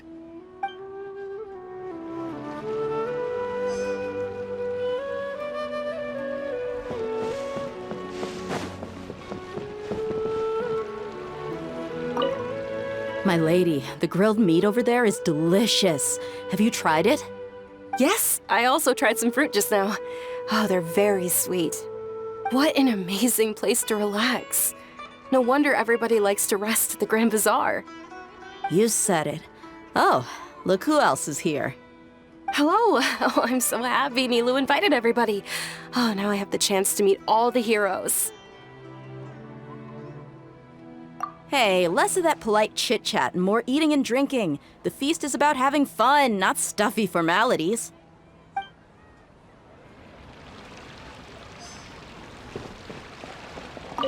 I seldom participate in such lively gatherings, but the atmosphere here is quite good. No, this gathering today has a unique meaning. The Grand Bazaar is lively because the people here feel happiness from the bottom of their hearts, unlike the farces at the Academia. That happiness is an emotion that'll be forever alien to those bookworms who have driven themselves insane by studying. I seem to have taken both keys when I left the house. Oh well.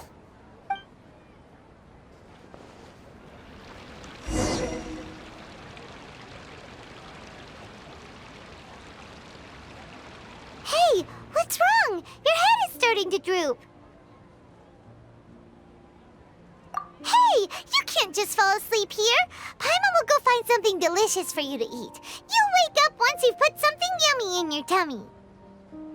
Of course, just wait here for Paimon.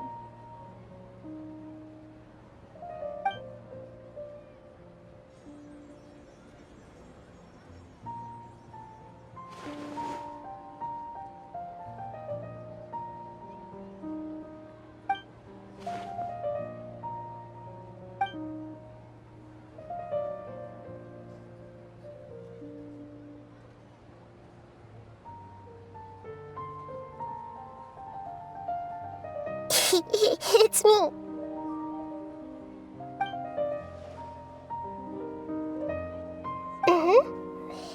You may blame me for being a bit too self-indulgent. I was thinking about talking with you, and the next thing I knew, I had made a connection with you. The connection between us is amazing. It's like flora and the fence it grows upon.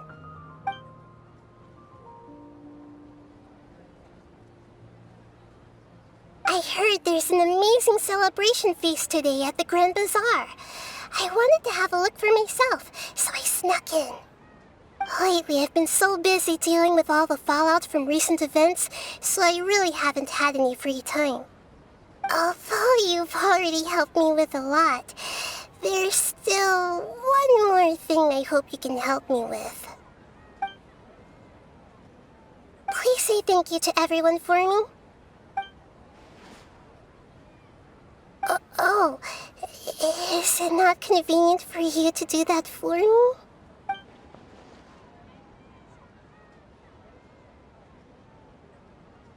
But if I just show up all of a sudden, people will become all quiet and stiff, won't they? What if I end up scaring them and ruining this wonderful feast? That'd be the last thing I want.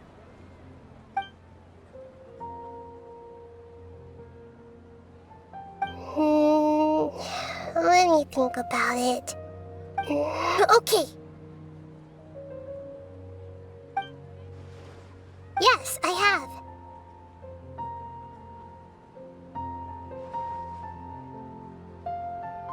You said I should go thank everyone as myself, right? So, I've decided to borrow your body for the time being. Please don't blame me. The flora also climbs up to the fence to get closer to the sky.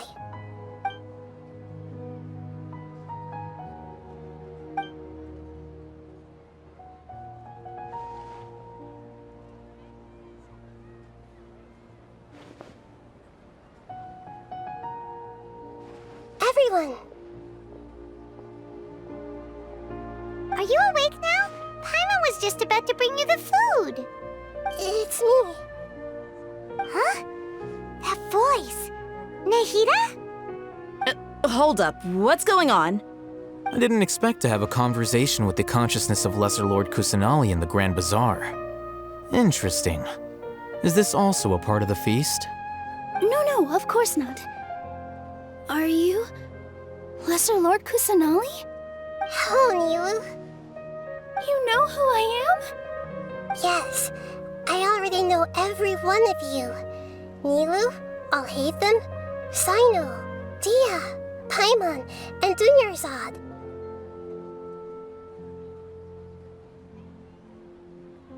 Lesser Lord Kusanali?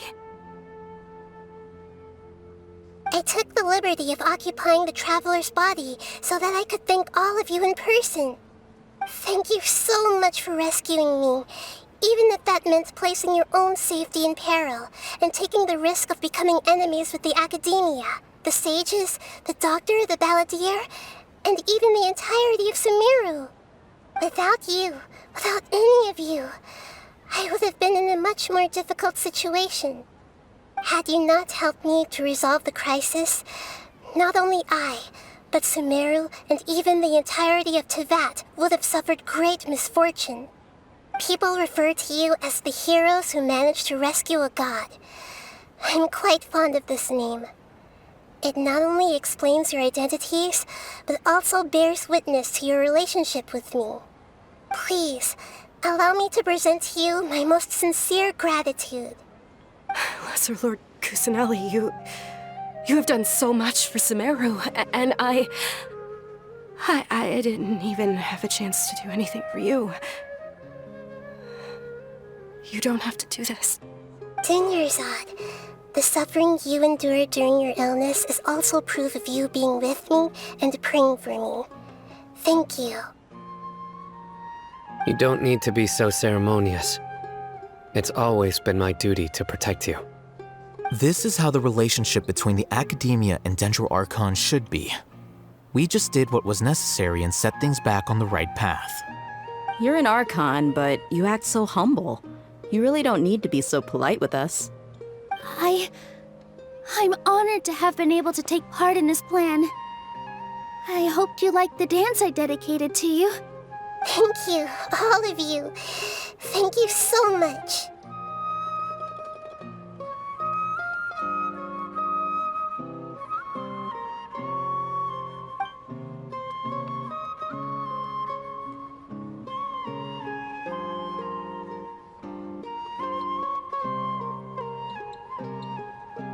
Yeah.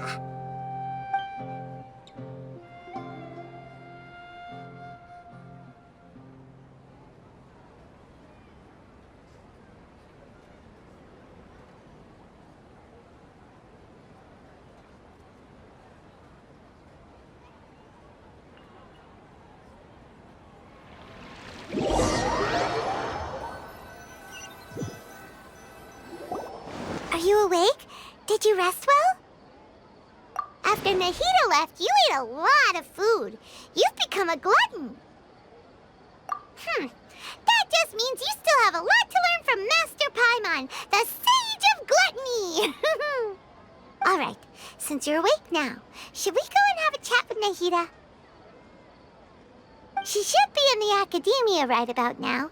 If you have any questions, now's your chance to ask.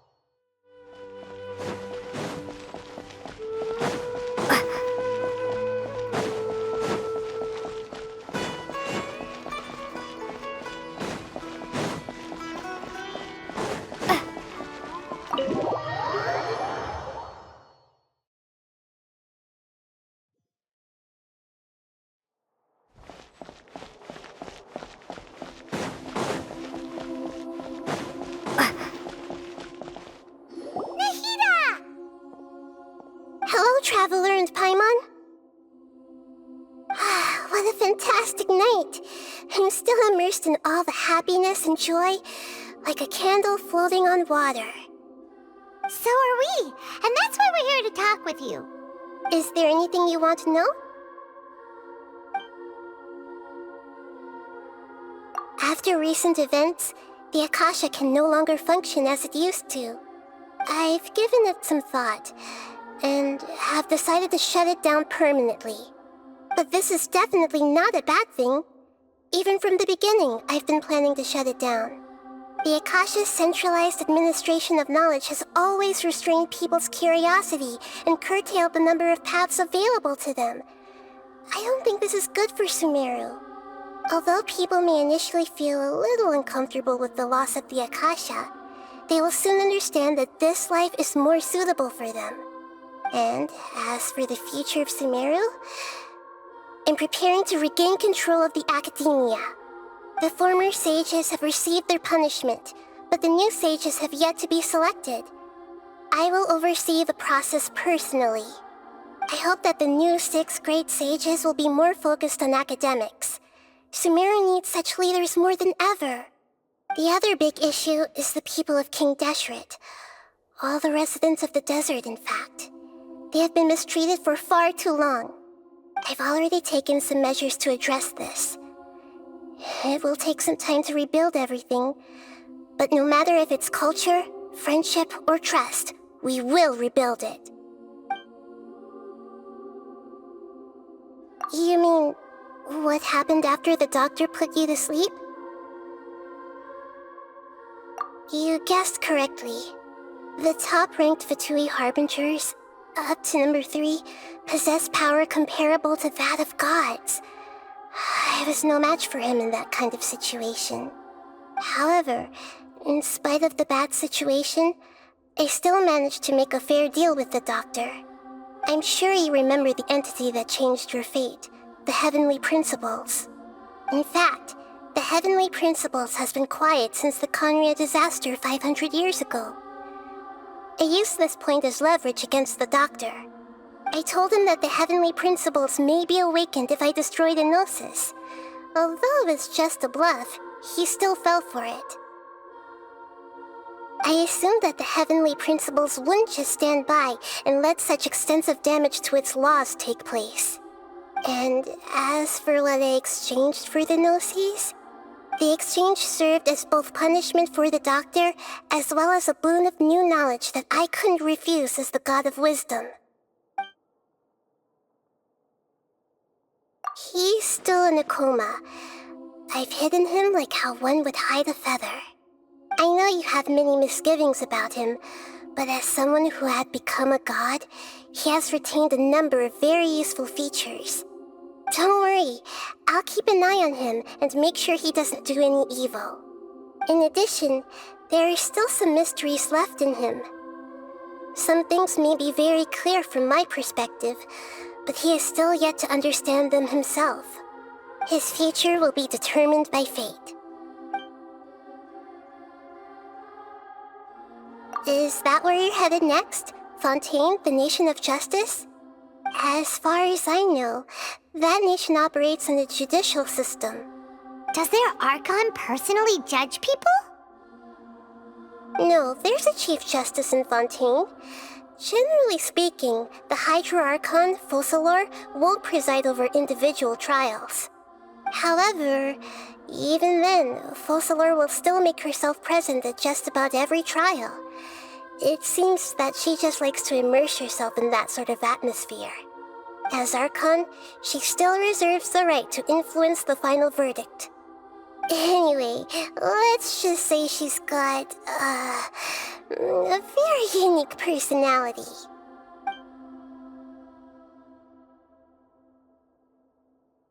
Are you sure? Isn't there something else you haven't asked about yet? Huh? You mean... About your brother. While you were resting at Gandharvaville, I took some time to perform an Irminsul search for information on your brother.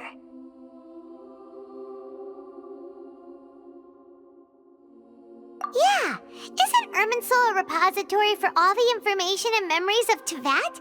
So there shouldn't be anything on her or her brother. This is true in your case.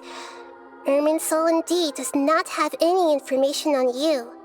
However, there must be something different about your brother. Because as it turns out, the world has recorded information on him after all. What?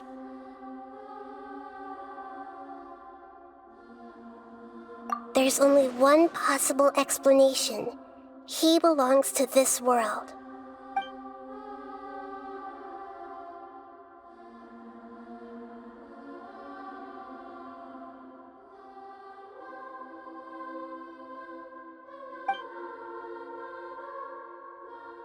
But nothing about this makes any sense!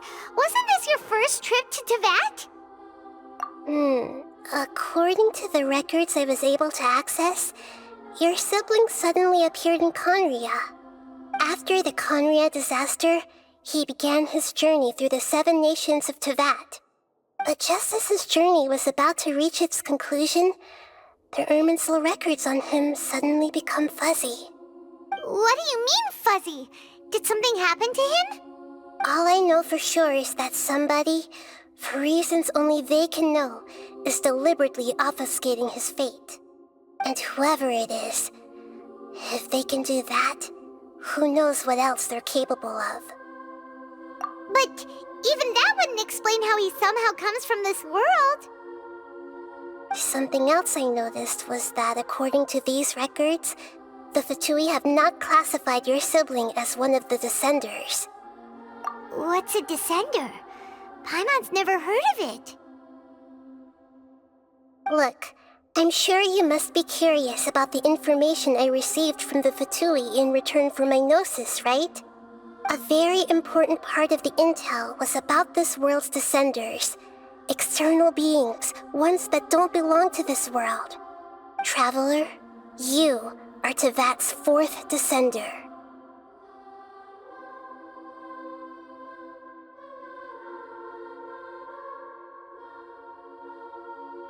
Huh?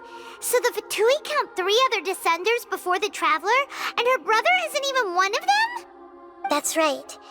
My current hypothesis is that the first descender was likely what we now call the Heavenly Principles. As for the other descenders, I still need to verify their existence. It could take me some time. Paimon's head's about to burst from all this crazy new information. And yet, even knowing all this, I'm sure you must still have a lot of unanswered questions. I must say, I truly regret that I can't help you more as the God of Wisdom. There are many questions in my heart as well. I will need some time to go through each one of them. And soon, you'll also begin your journey anew and depart from Sumeru. I'm very interested in your future. It's a journey that can't be observed or recorded by this world. If fate is the ultimate knowledge, then your future will be the ultimate fate. Paimon's sure glad we got to meet you, Nahida. The pleasure is all mine. I can't thank you enough. Alright, that's enough talk for today. If you ever miss me, just close your eyes, and maybe I'll appear in your dreams.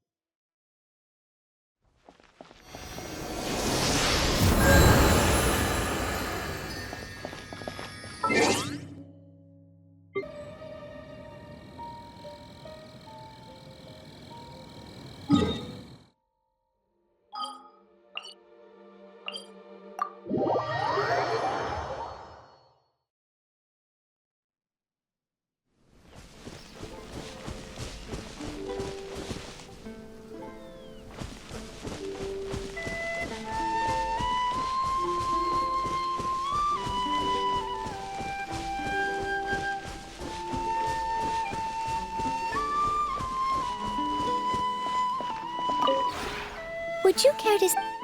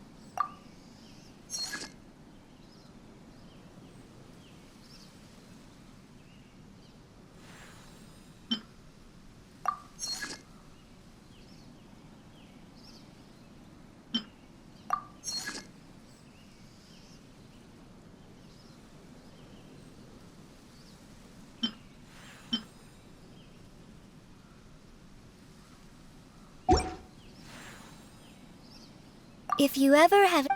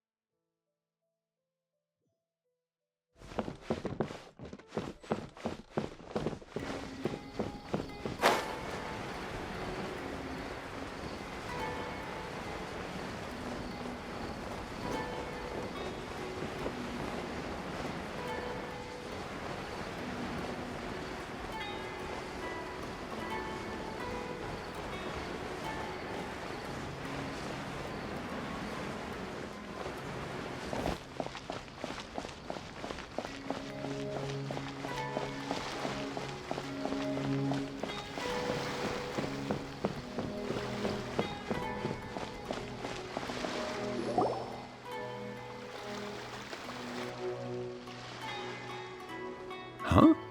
Wait, you're that blonde traveler who's on a journey to all corners of Tevat, right? Who's asking? Do you need something from us? You bet I do. I was worried I wouldn't be able to find you. I have a letter for you, you see. It's from another Outlander. He was a crafty fellow, let me tell you. Took advantage of a loophole in our mailing system by opting for guaranteed delivery, then filling in the most obscure mailing address I've ever seen. Well, we are always on the road, so yeah, it's pretty tough to get mail to us unless we happen to go to the post office on a whim. So, what address did that person give you anyway? He just wrote, next to a small, white-haired talking fairy. What? So the address is Paimon? Yeah, exactly, right?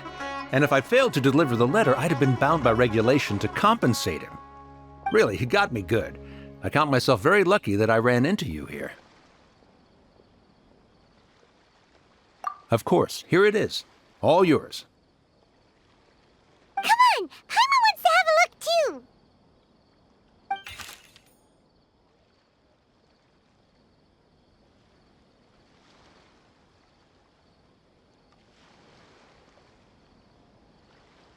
Kaya, huh? So he's here in Sumeru. Now that from what he wrote in the letter, it looks like he didn't think there was much chance of it reaching us. Or maybe he's just being sneaky. Do you think he's making this sound like a miracle of fate so that we'd have to go meet up with him? Yeah, you're right. It's always nice to see old friends. The letter says that he hangs out at Jafar Tavern every afternoon. Perhaps we should drop in on him then, huh?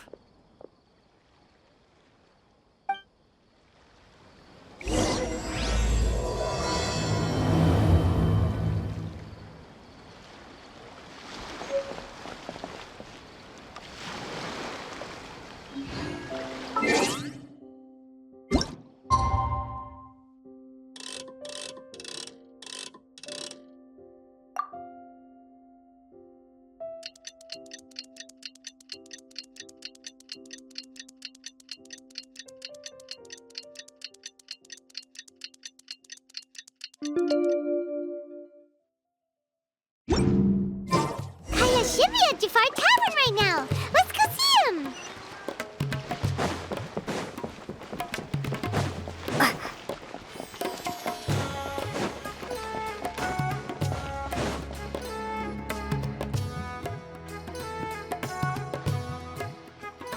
I'll have something I haven't tried yet, boss.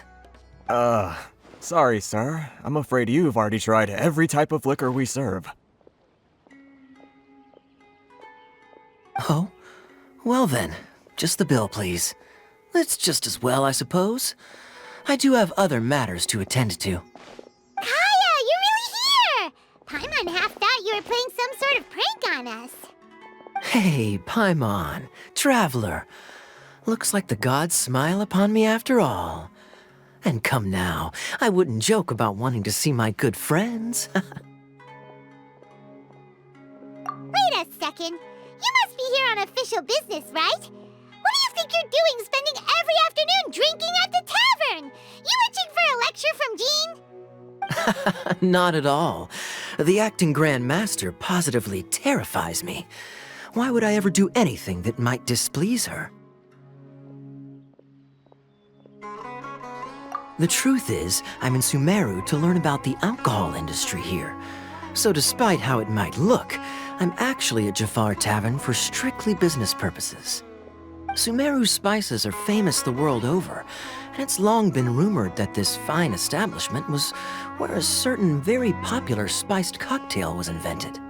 That's why the Knights sent me, their foremost expert in alcoholic beverages, to come and see if it is as good as the rumors say. And how did that go? So far, so good. I'm already in talks with some spice merchants in Port Ormos about some potential collaboration. Yeah, that does sound like a great business opportunity. Guess Don Winery and Master D-Luke are gonna make a tidy sum from this one too, huh?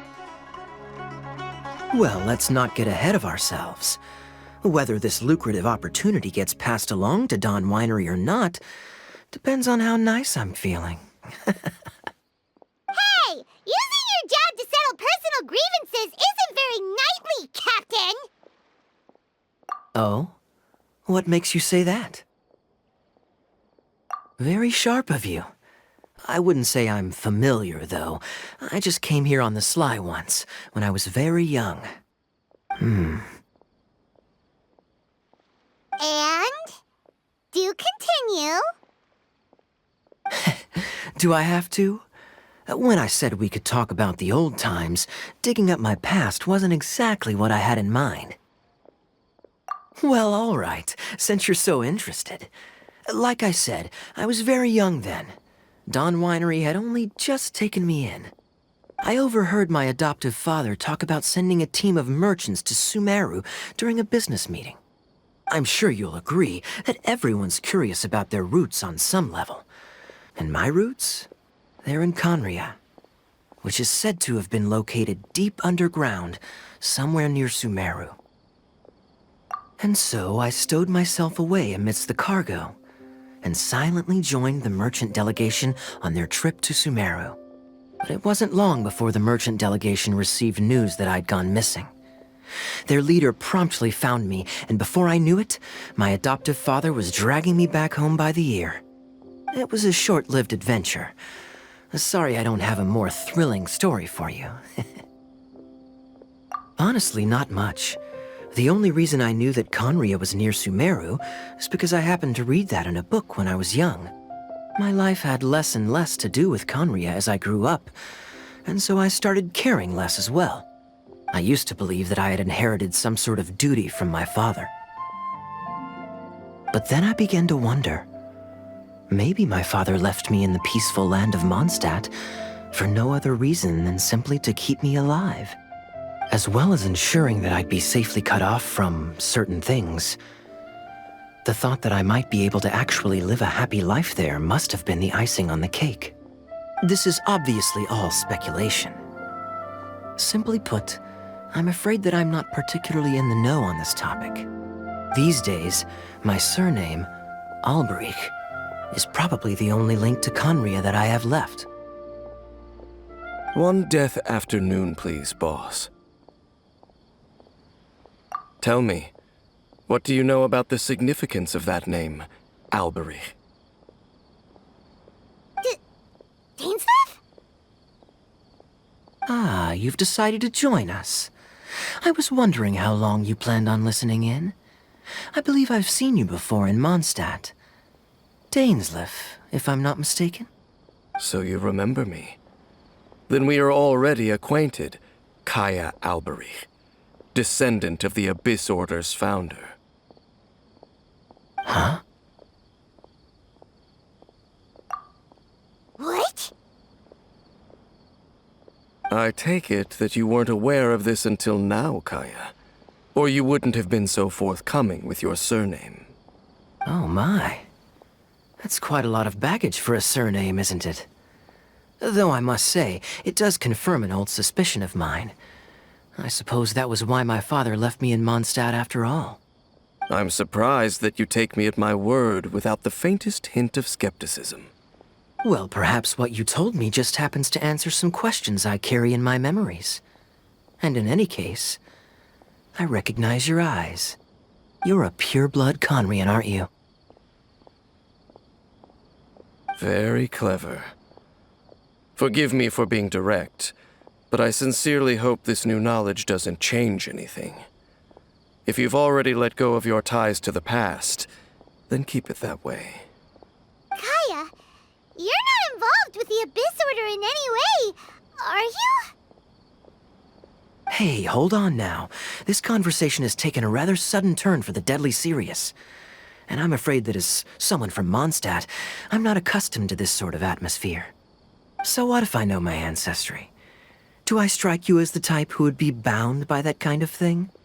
Relax. I'll be just as delighted to hunt down the Abyss Order tomorrow as I have always been. Either way, looks like we're out of time. I've got a spice merchant to meet in a minute, so I'll leave the three of you to carry on the conversation without me. Well, all right then. You go do your thing, Kaya.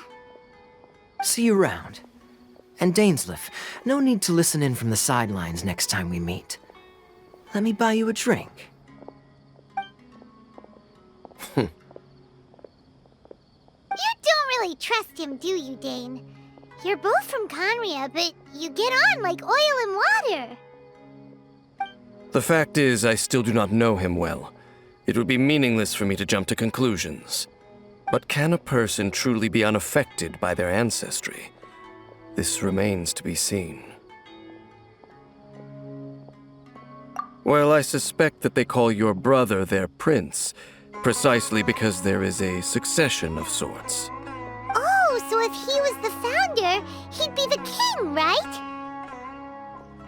I mean to investigate the Loom of Fate. Do you remember that name?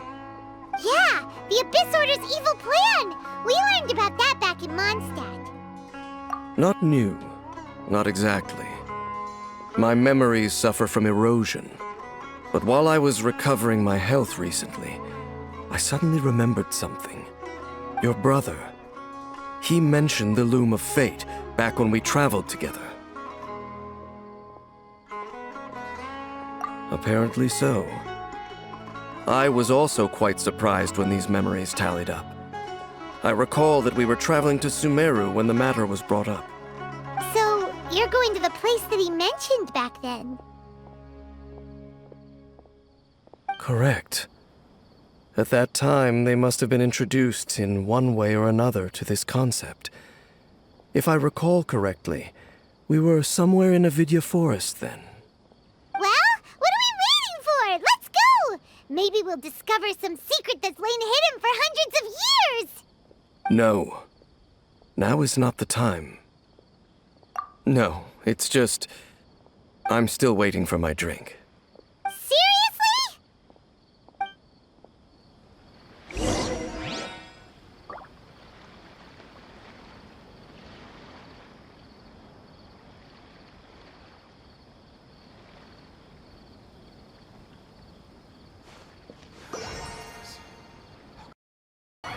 How can there be Kairaki Everyone should here? check out Zubair Theater. Talk to the bartender if you want to.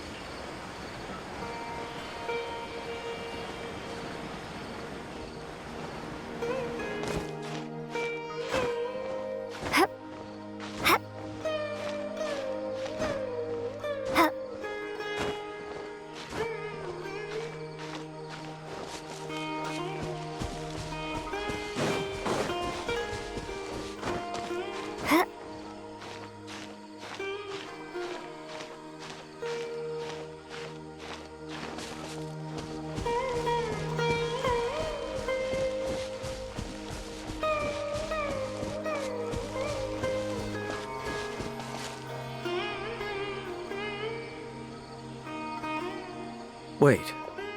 This place, it's familiar. What about it? It looks pretty normal to Paimon. Was it like this hundreds of years ago, too? Yes. The forest has barely changed from how I remember it. There is very little human activity here, after all. Let's search the area and see what we can find.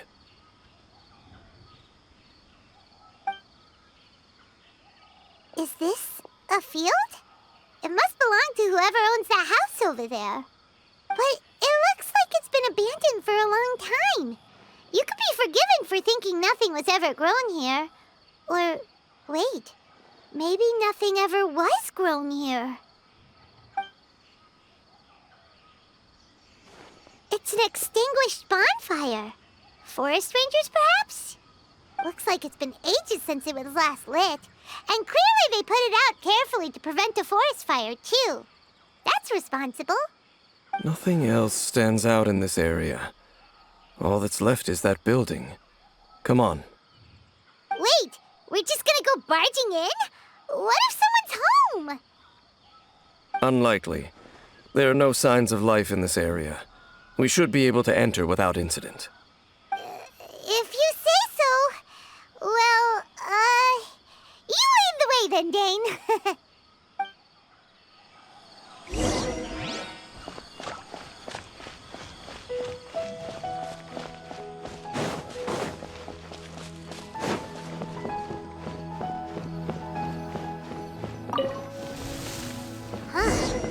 So there really isn't anyone home.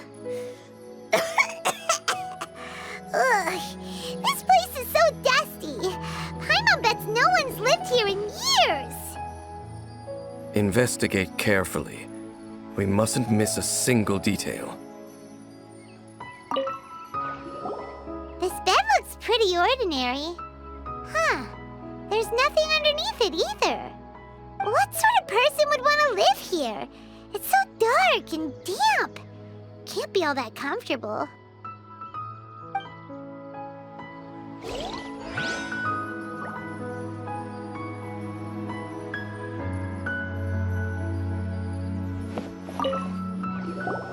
There's a box over here. Why don't we open it? And by we, Paimon means you. Paimon's just scared that whatever's inside might bite her fingertips off. Huh? This is a mirror. It's broken, too. Was this a makeup box?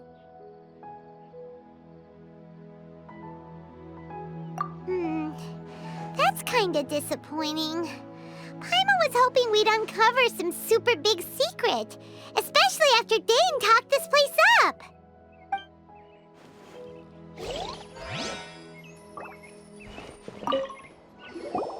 Hey, look! It's a bowl! Guess whoever used to live here liked to cook, huh? Can't you smell it? There's a heavy scent of medicinal herbs in here. Oh, so it's a medicine bowl? Seems you're right. You've got a good nose on you, Dane.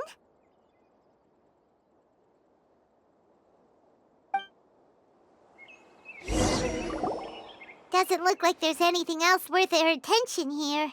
You sure we're in the right place, Dane? My memories are quite foggy, but my subconscious and instincts both assert that something once happened here. But we'll exhaust ourselves if we search aimlessly. I hear noises outside. Let's go and check. Noises? Is it... It's not much. Just some minor adversaries.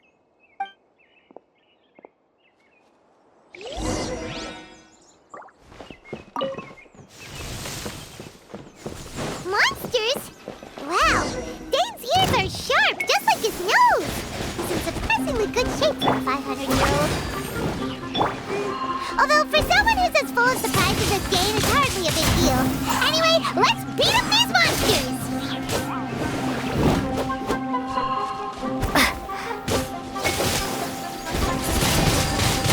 Windblade!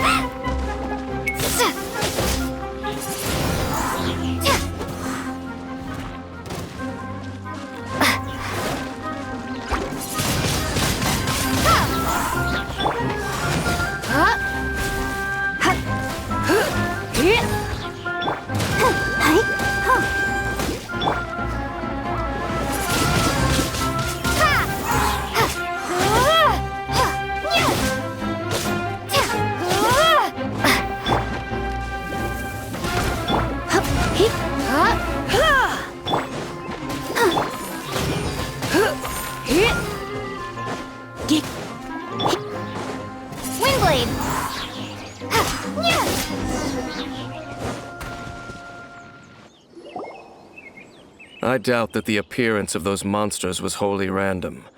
There must be something nearby that attracted them. A ley line anomaly, perhaps.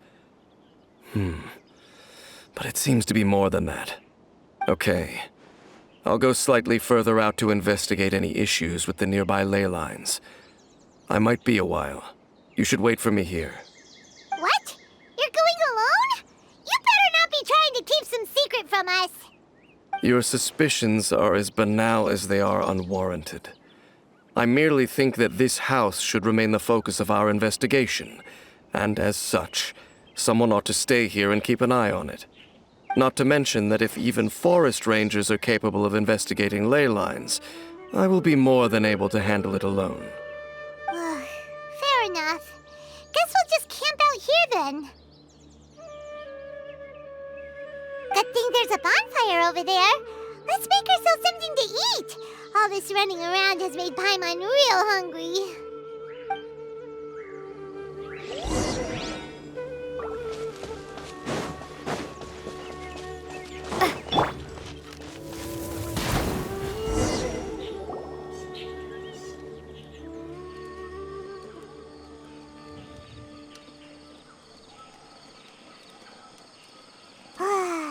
Cooking is as good as ever. Even if there was no other reason, the food alone would be enough for Paimon to stick with you.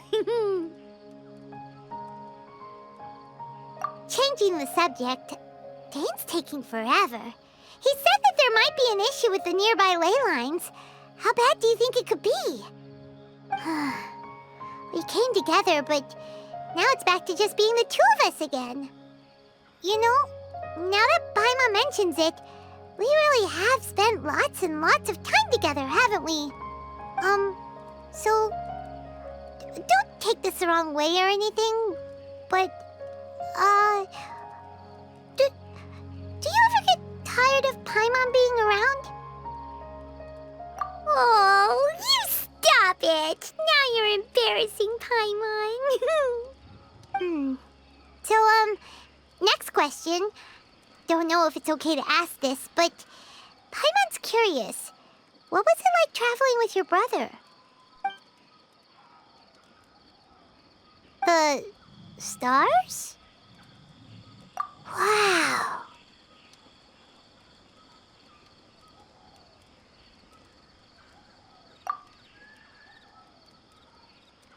Yeah, Paimon understands.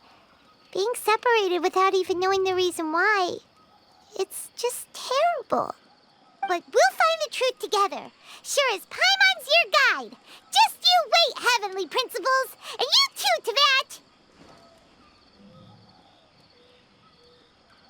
You know what? We've talked too long about this sad stuff. Let's talk about something happy instead, 'cause if you're sad, Paimon will be too. All right. It's getting dark, so why don't you rest? Paimon will take first watch. Don't worry, no monster's gonna come and eat you up. Oh, come on! Don't say that! Paimon just wants to look after you for once.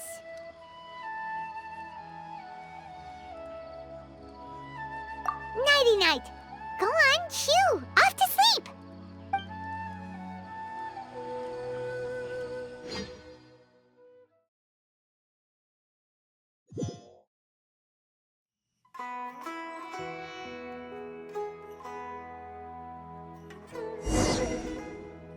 Hey, time to wake up.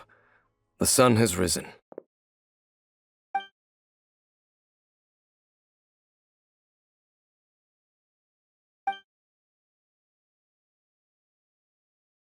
What a deep sleeper. You do know that we need to... Tear stains. You dreamed of your sibling last night, didn't you? All right. Rest here a bit longer then. I'll head into the forest to investigate.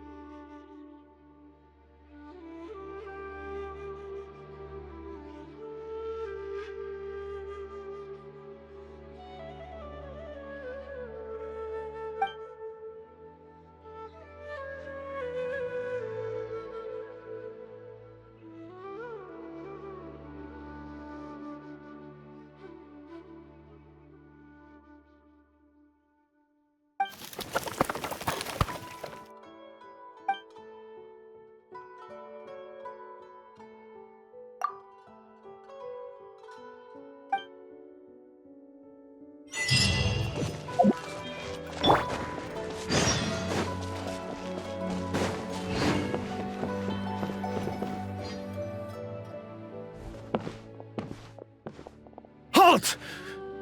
What do you think you're doing? This place is not whatever you think it is.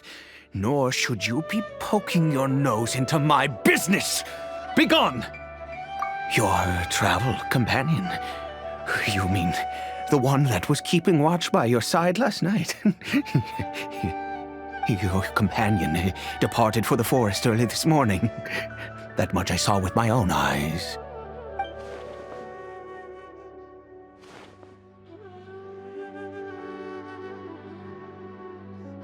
What business is that of yours, All you need to know is that I claimed this place first, and what I do here is none of your concern.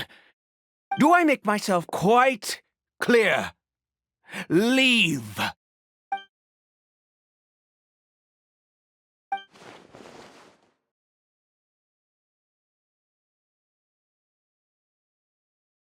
Well, what are you waiting for? If you must, suit yourself. I've been observing you, and you don't look like a forest ranger, nor someone from the academia. Still, I'm warning you, no funny business. Promise me that, and you can do as you please.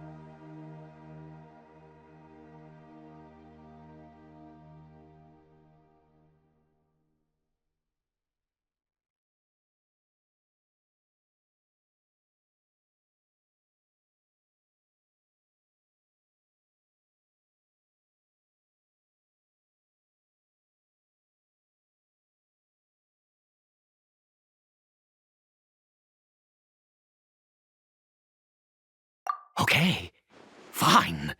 Whatever. Just move aside. I'm heading in. You...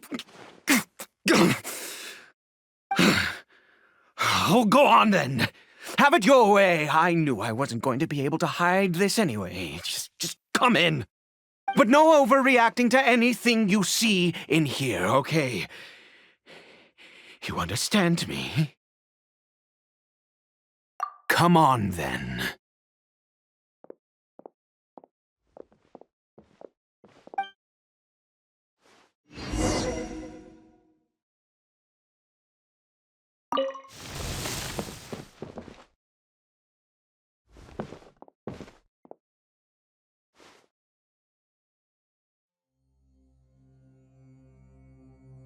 Mind your own business. Don't worry. He isn't aggressive. How could he be? He was too young for anything like that. So don't you lay a finger on him. Just find yourself a corner to rest if you're tired or cold. Huh? You know Conria? Who are you? Exactly? And how do you know I'm from Conria?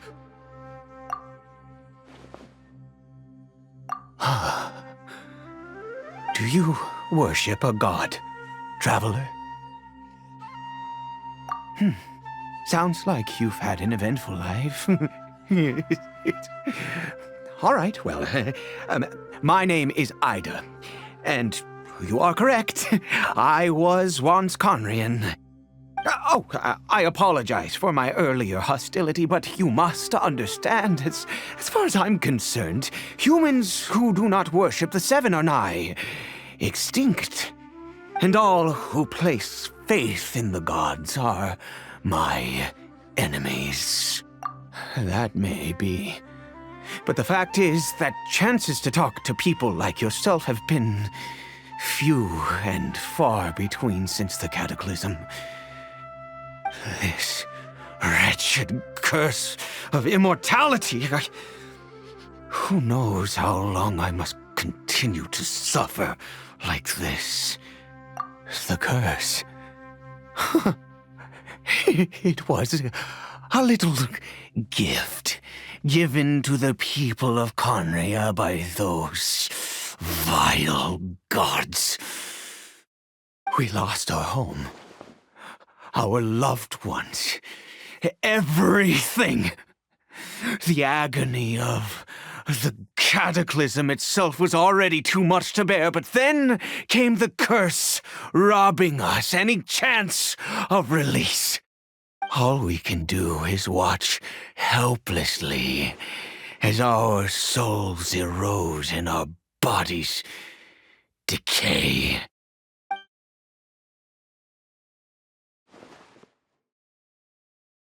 Because, although Conria began with a single bloodline, it was a home to others too.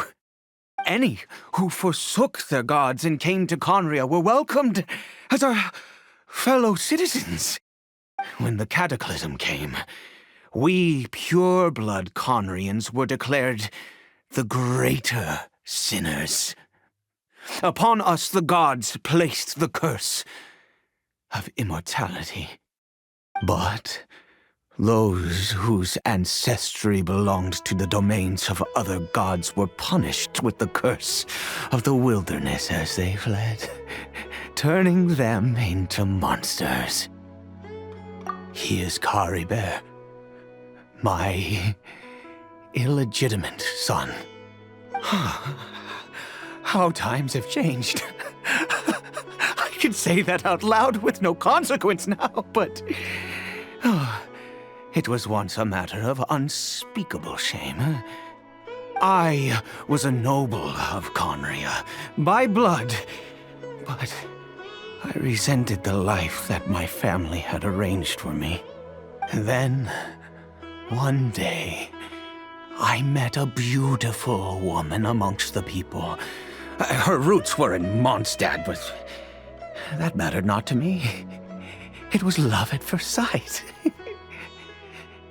Caribert faced great hardship from the very moment of his birth, all due to my selfish desires, and I was never able to be there by his side for any of it. After all that, he turned into a hilichurl right before my very eyes. I always owed him much, and now at least I can finally be close to him.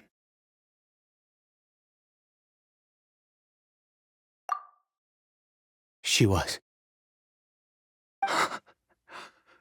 We were separated. I do not wish to dwell on it. It could be worse. I suffer the pain of loss because I once had everything I could wish for. And now that I have lost almost everything, the little that remains I see with new clarity. If nothing else, at least I still have Caribert.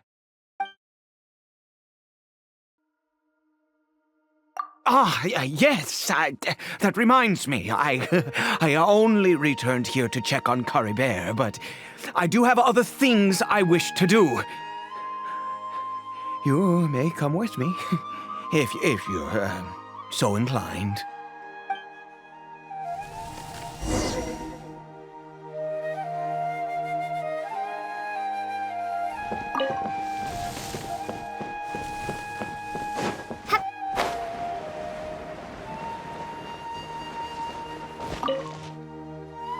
Over here.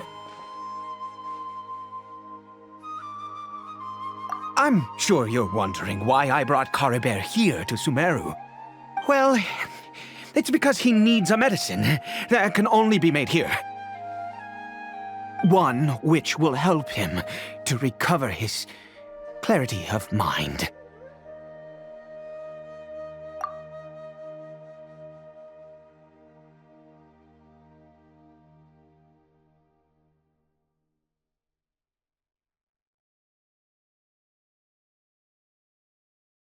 I do not hope to break the curse. I am well aware of my powerlessness against the punishment of the gods. But it is said that this medicine is imbued with the power of Sumeru's god of wisdom and can awaken the mind from a state of deep stupor. It has been used in the past to treat cases of mania. I believe that it might just work. I read about it in a book. From the Royal Library of Conria. It was banned. I mean, since this medicine requires the power of the Seven to work. In my youth, I disliked the life of nobility and craved excitement. I was leafing through some forbidden text and happened upon it.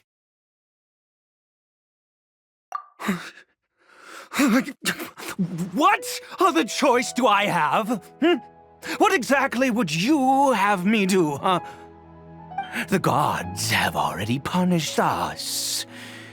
What does one more sin matter now? Never mind. As long as you understand. I'm sorry. I struggle to take control of my mood sometimes. Perhaps a consequence of having lived too long. As it happens, I am in dire need of some help to make this medicine. My hands don't have the dexterity they once did. I fear they may be decaying from within. All thanks to this curse of immortality. Okay. To start with, take this ingredient.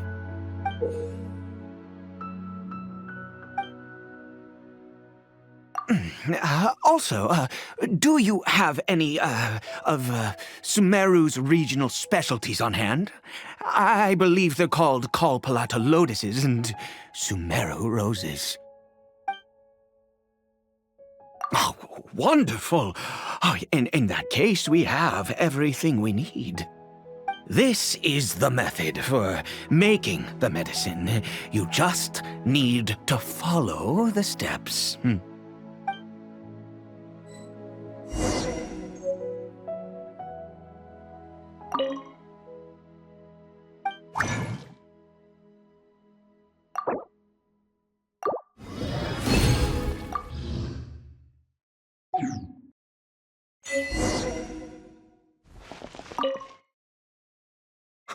Is it done? Oh, splendid. Let me see.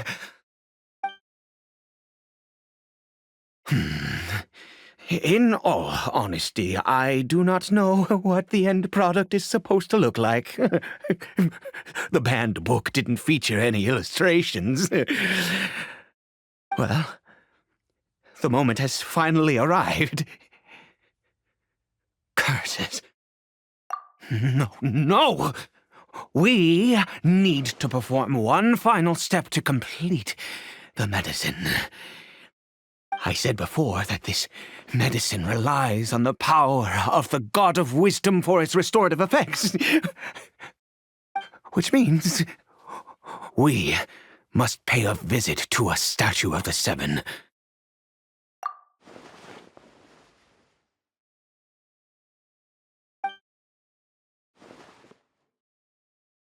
Let's go.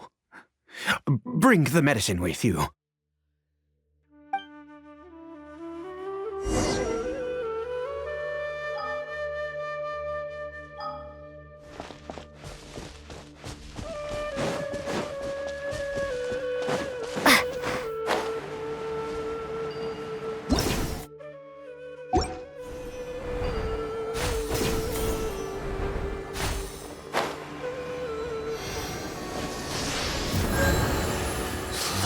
This statue.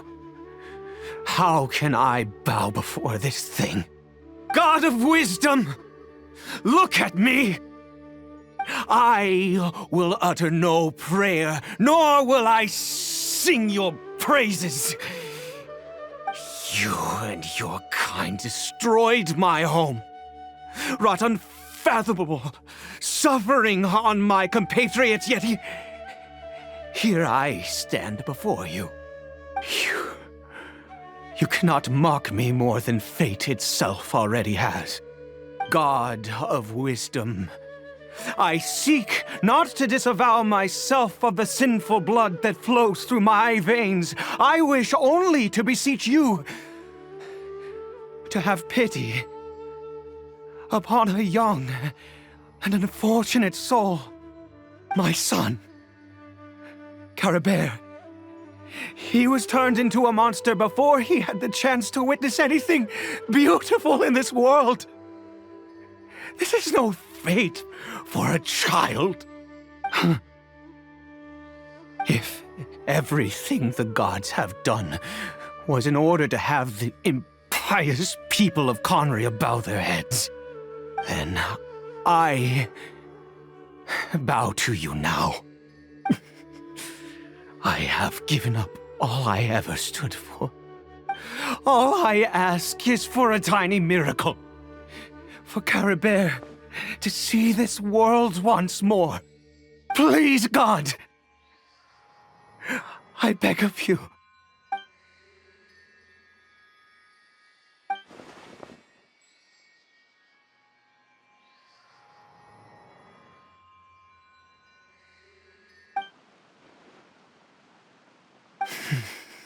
I have made quite enough of a fool of myself for one day. Let's go.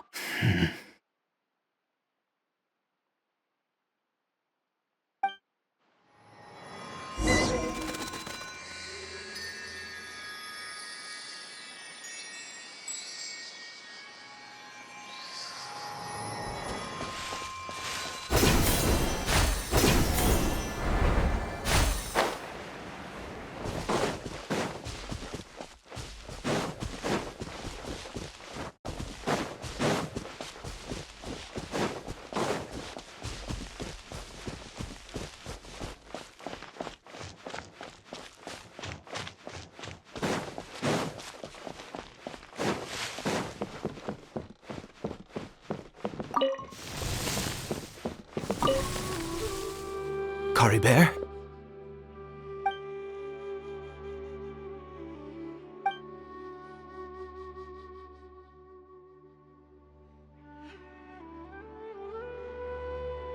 Well, we've prepared the medicine.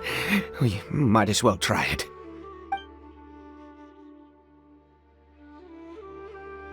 Cory Bear, it's me. It's your father. Cory Bear. Cory Bear, please say something. I'm sorry I couldn't be at your side when you were born. And that I failed to reach you and Mama in time when you both were suffering. But I'm here now. Papa's been by your side all these years. I've never left you, not once. Are you still angry with me, Cory Bear? I know you're awake now. Do you not want to talk to me? I'm so sorry, Cory Bear. Forgive me. Please, say something, anything. Please. Please. Oh, gods above! What more do you want from me? You took everything from here, and I still bowed to you. I'd give you my very life if only you cared to take it. But you won't even let me die. I knew it. I should never have trusted anything that had to do with the gods. I was just deluding myself. The gods of this world have never stood with humanity, not even for a moment. Other reasons. What do you mean? Huh. You really think so? Give up? No, never. And yes, you're right. I cannot let myself wallow in despair. Even if I must stay here with him for 50 years, 100, what difference does it make? I do not lack for time.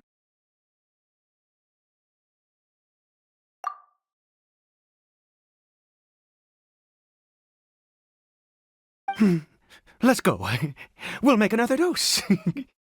The most crucial ingredient in this medicine is the unusual mushroom, which makes things complicated, but not impossible.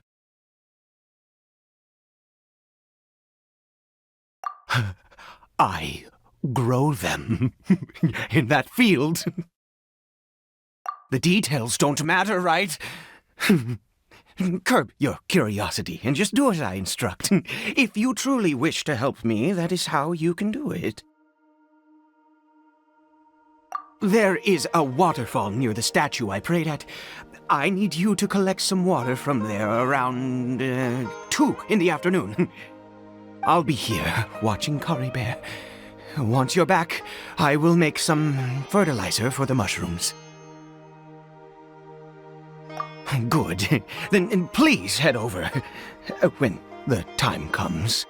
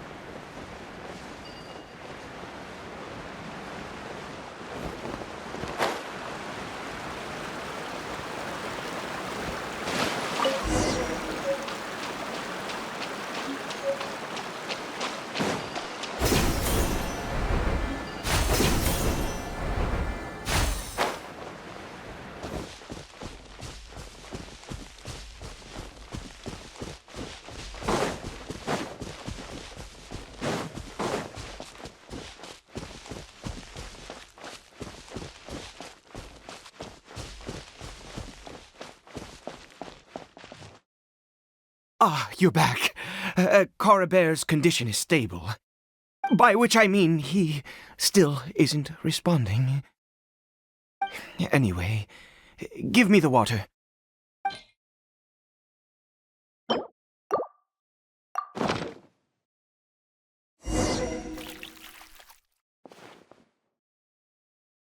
I need you to stand guard here for a while.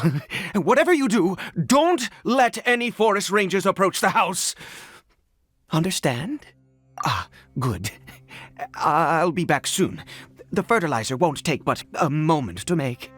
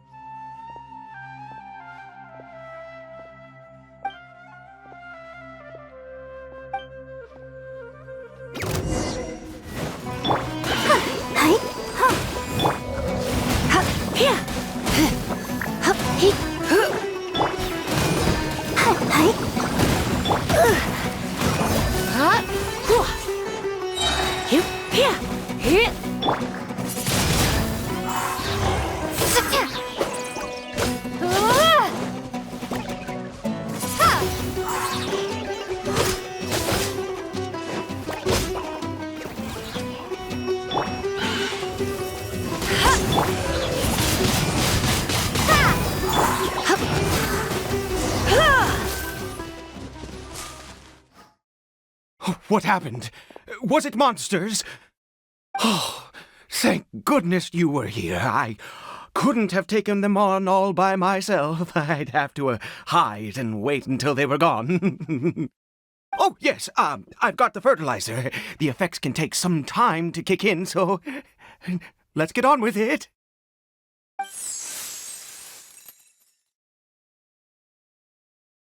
Next, we pick the mushrooms and repeat the same steps as before to make another dose.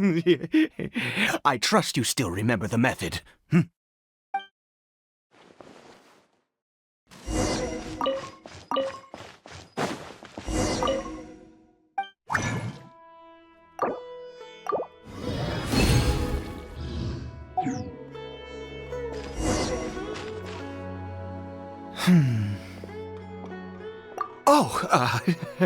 Sorry.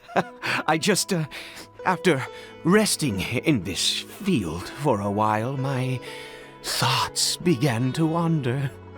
I have been so very wary for many years.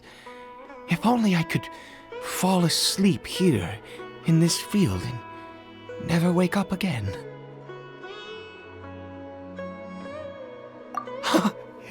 I do indeed. That's why it was just a fleeting thought. Thank you for your help once again. And now, for the final step. Back to the Statue of the Seven.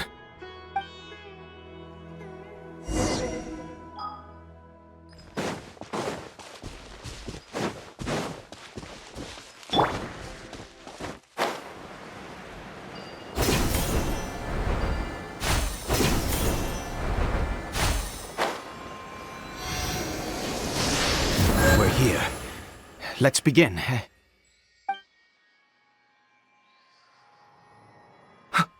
Wait a moment. Hey, what was that? Coriber? Oh no, he must have left while we were too busy preparing the medicine to notice. Come on, we have to catch up with him.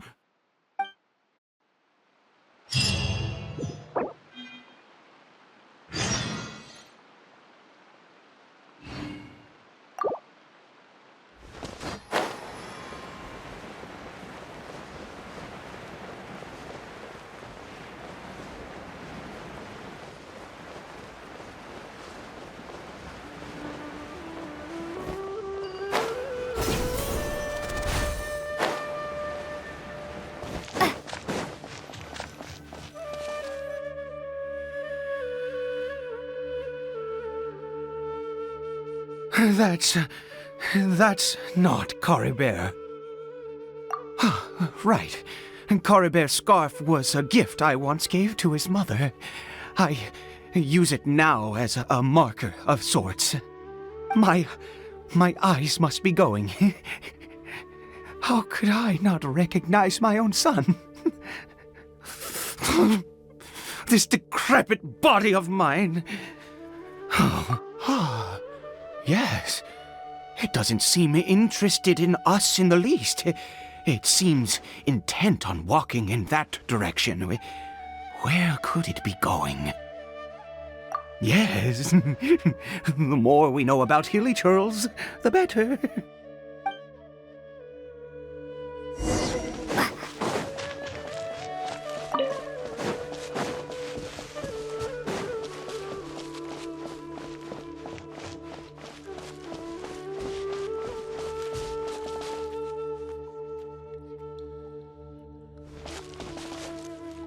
Did it go in here? Well, let's head in.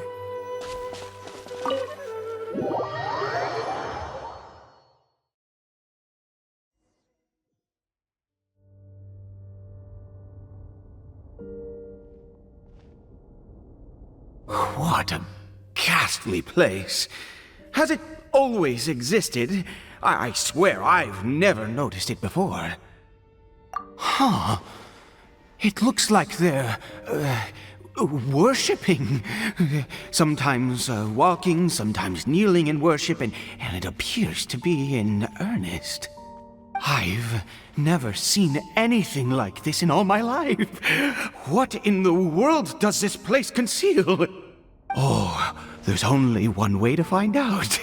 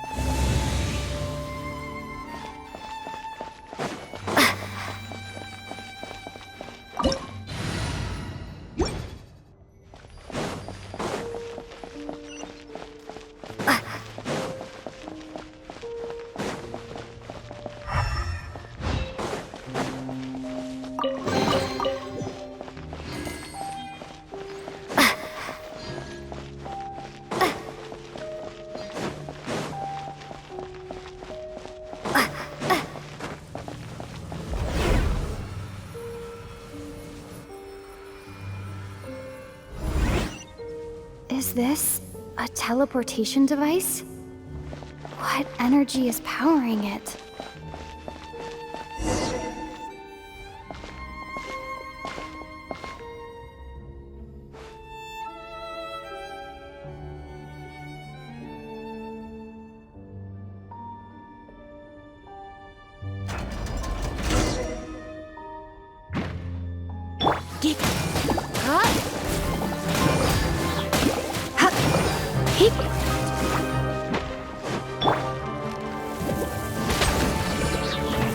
I'll race you there!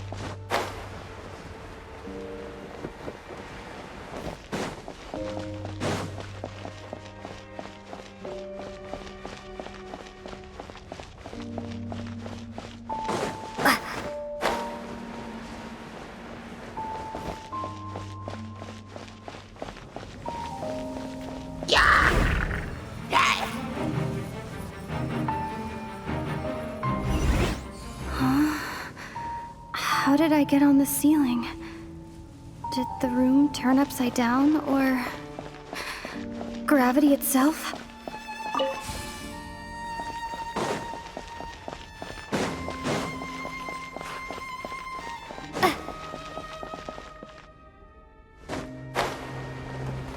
It seems like I need to find a place to insert the rune.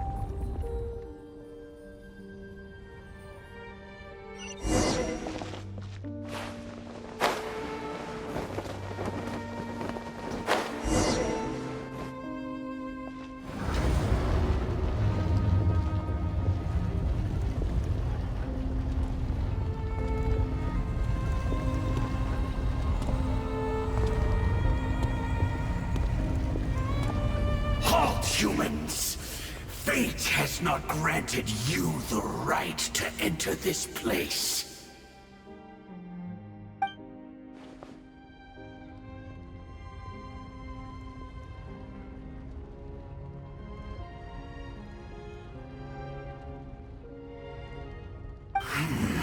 Do you insist on an audience?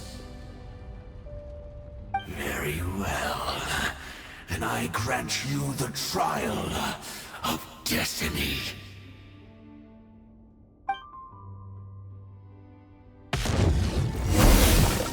Foolish mortal!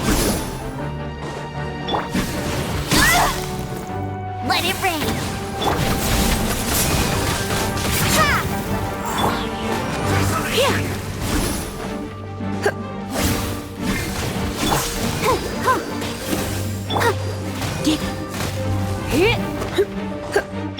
Winter is nigh.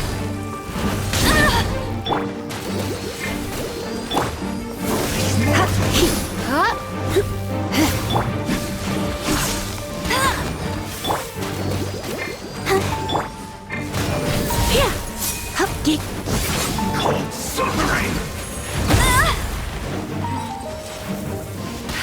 Oh, nevermore.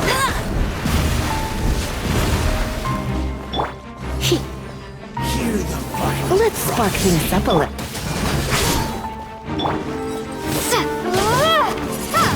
Desolation.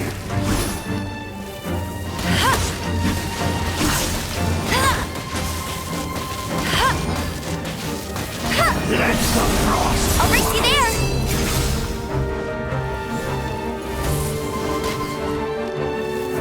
Feel no more. Winter is nigh. Blood run cold. Windblade! Foolish mortal. Conquers all.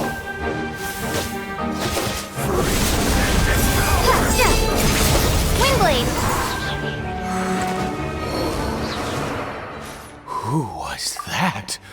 He was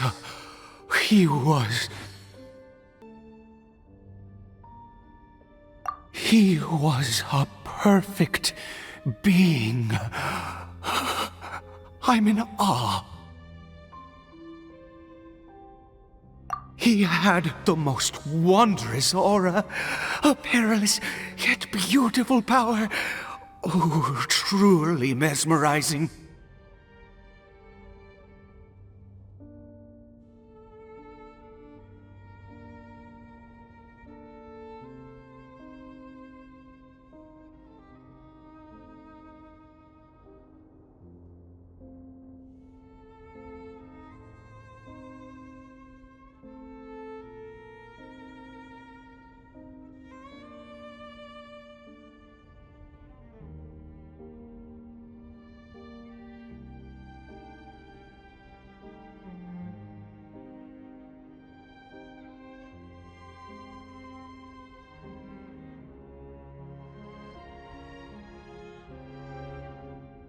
And yet, you were able to defeat him.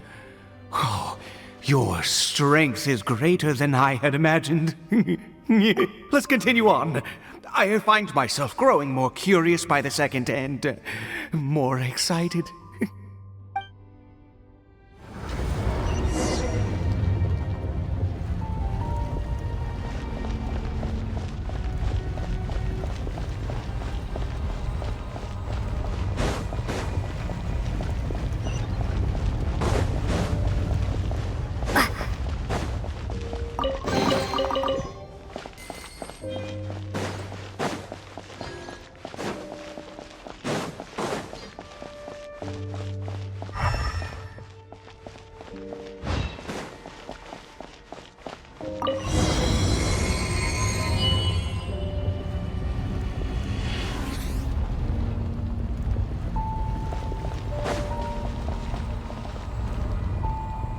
I think we've made it to the end.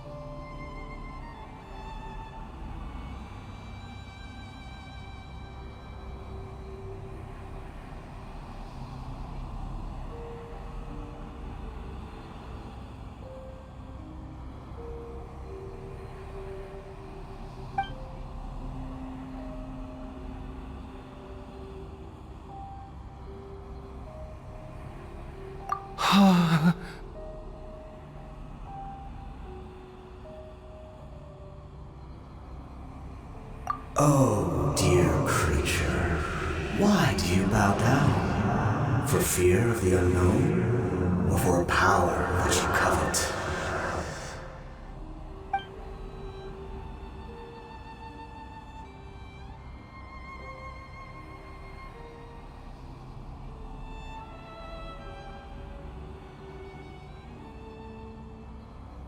Oh, dear creature, why do you bow down?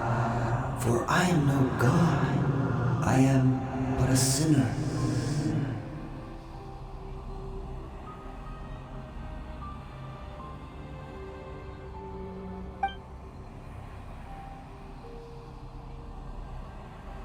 You are like a flower, born in sin, yet pure, spotless. I know your fate well. You need no longer hold back your resentment, nor accept the countless lies. Go forth, become a transcendent one. Rise beyond the fate bestowed upon you. And I shall shed a tear at the end of time, as I gaze back upon your life.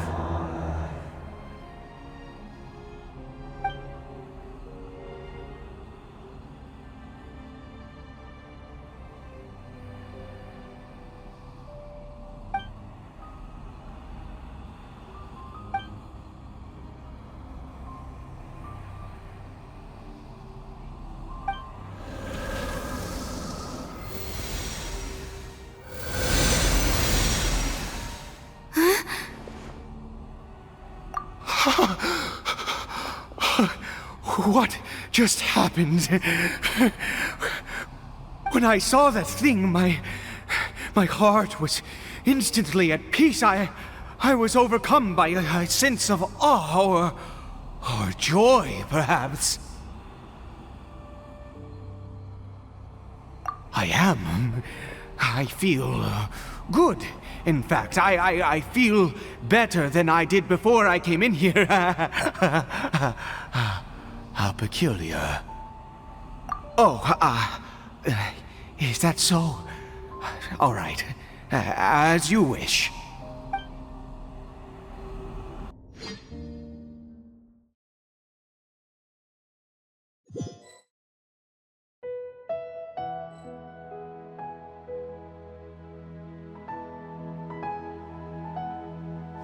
Cory Bear! Oh, thank goodness! He's still okay! I have a strange feeling that what just happened was meant to be. For this to happen, right at the moment when I was dreading worshipping at a statue of the Seven, it's as if fate was calling to me. You say that I bowed before that thing, so perhaps it might be just as effective.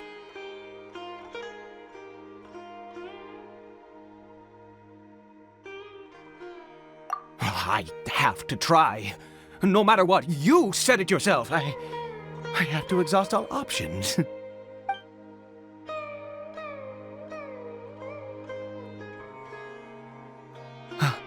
Cory Bear?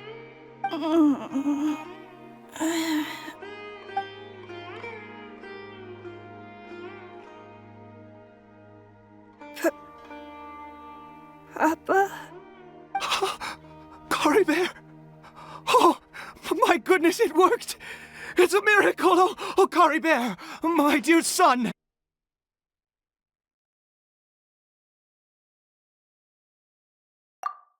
You see? It worked! Cory Bear can speak again! Where's Mama? Mama is... Cory Bear, look at me. Do you know who I am? Of course. Your Papa. Yes! Salvation! Sweet salvation! Yes, yes! This is what this feeling is. How do you feel, Cory Bear? Are you fully awake now? Yes. It feels like I just woke up from a long, long sleep. I dreamed that I was hiding in a little room.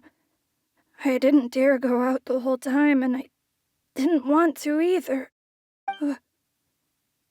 Wait. My body! What happened to me? Is this me? Papa? What's happened to me? Don't panic, son. It's just... While you were sleeping, we went into a fairy tale world. There's no more Conria here. No more home. But... Do you know what that means? No more red sky. No more end of the world. In this world, you have to be a little monster, but you get to stay with Papa forever. Am I dead? No, of course not. Look, Cory Bear, you still have Mama's scarf on your arm. That means she's watching over you, protecting you. So how could you be dead? Really? Yes, really. You've only just woken up, and this must all be very confusing for you. Just rest here for now. Things will get better. Oh, and you have to promise me something. Never take off your mask. Understand? Whatever happens, you mustn't take it off. Okay, Papa. I won't. I promise. Not since that day have I been so glad as I am now. I can't believe this is really happening.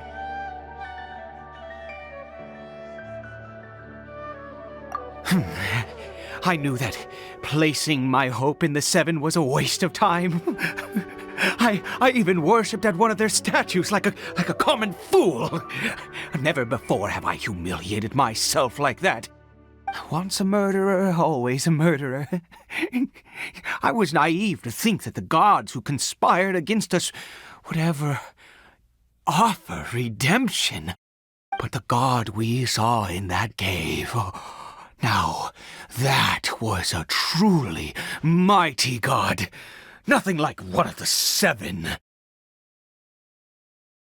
That wondrous power, it was truly enchanting. Surely that must have been the reason I bowed down. Now then, after one beseeches a god, and the god responds by answering their prayers, should they, do something to show their devotion? Piety is hardly my area of expertise. But surely I should honor the god that has honored my wishes. A sinner? Oh, don't be absurd. You don't know a single thing about him. How dare you utter such blasphemy? You and I have both witnessed his divine power. When has the Seven worked a miracle like this before? Never! He is a god, mightier than they, and yet you would call him a sinner. Oh, preposterous! No matter. Believe what you will. You cannot shake my faith. I am going to pay my respects with or without you.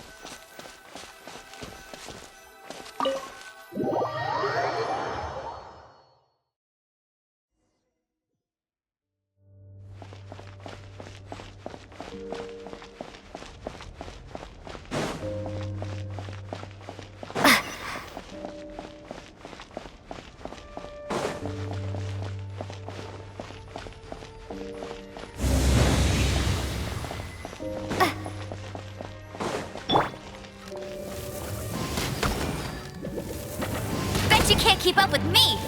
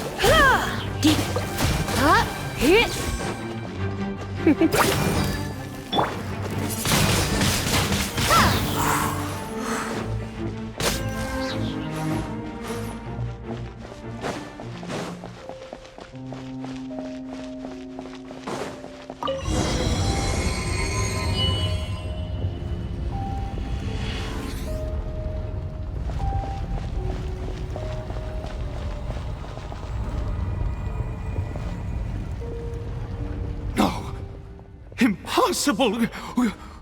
What happened? The Hilly-Churl worshippers have disappeared too? Was it all an illusion? That's true. Yes, it can't have been an illusion. I still feel that awesome and wondrous power flowing through my mind and body. It was neither illusion nor coincidence, and certainly no dream. It was a wonder. Yes, a divine wonder. Let's go, traveler. There is surely a reason for its disappearance, and I do believe that someday in the future we shall see it again. Could he really have been a sinner and not a god?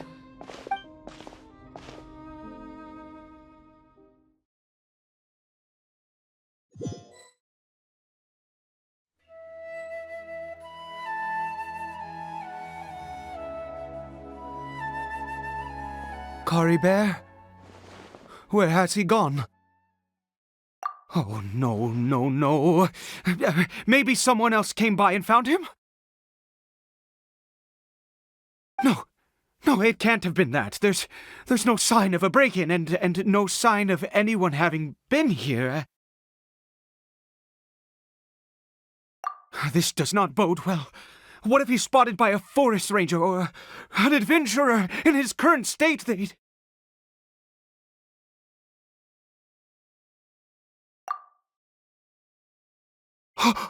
Wait a minute. This isn't how we left it. Oh no. Did he...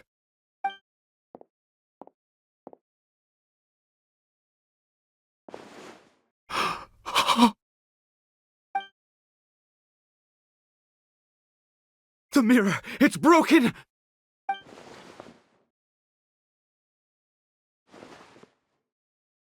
He must have taken his mask off and seen what he looks like beneath it.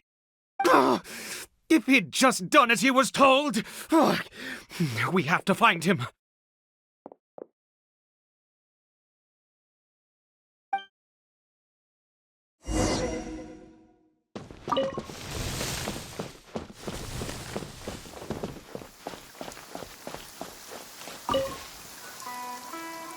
It's his scarf. He dropped it. Looks like we're going the right way. Come on.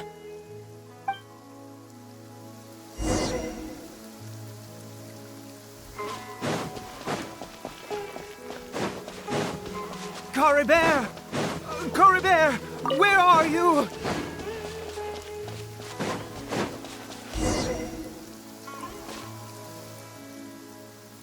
Curses! Forest rangers. Hey! Who are you? We haven't seen you around here before. What's your business here? Have you seen a Hilly-Churl? A Hilly-Churl should have come past this way. Have you seen it? I asked you first.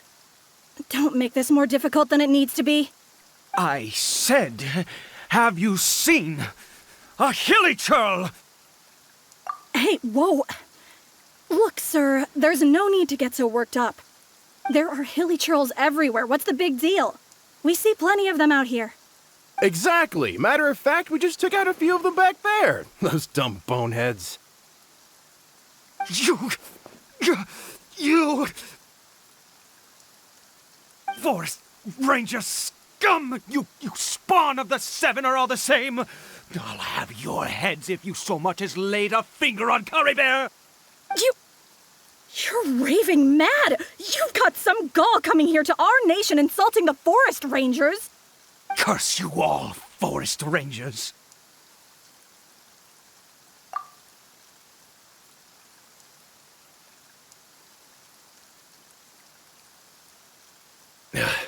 I don't get it. Why make such a huge fuss over a few Hilly-Churls? Makes no sense. He'd only just regained his mind. How could you do this to him? So tell me, Forest Rangers, did you really spare none of them? Did you really take out every last hilly churl you saw? Jeez, you're really not gonna let this go. Fine, you weirdo. If you must know, I happened to cross paths with a solitary hilly churl when I left the team to, use the toilet. I was frightened at first, but it didn't seem to have any interest in me at all. It was just bumbling along in that direction, so I left it alone. Yes! Wonderful! Wonderful! Let's go! We have to find him! Wait, you're leaving? Not even a thanks for the info, goodbye?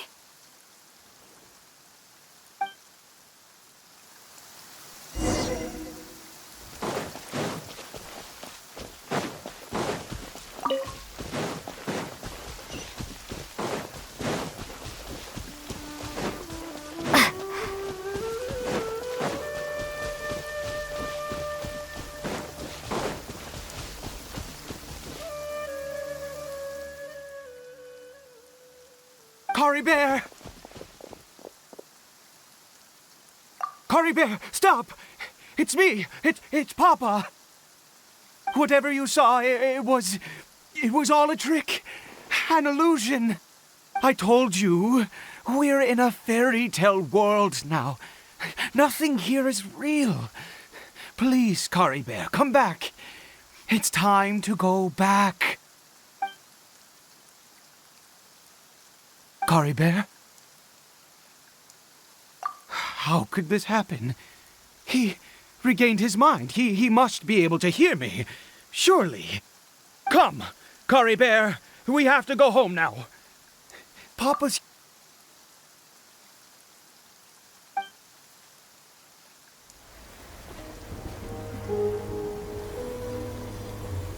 Papa? Cory Bear... Papa, I can't take it. Please, Cory Bear. It's my fault. I'm so sorry. If only I'd known.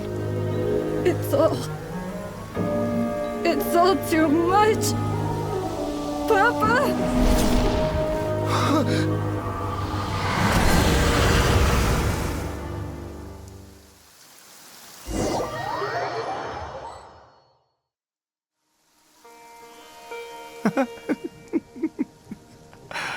I see.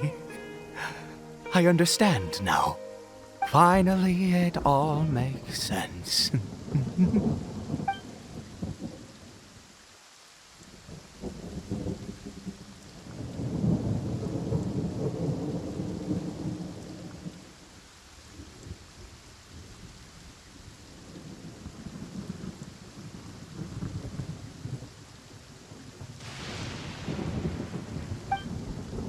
Ah, Traveler, you're awake.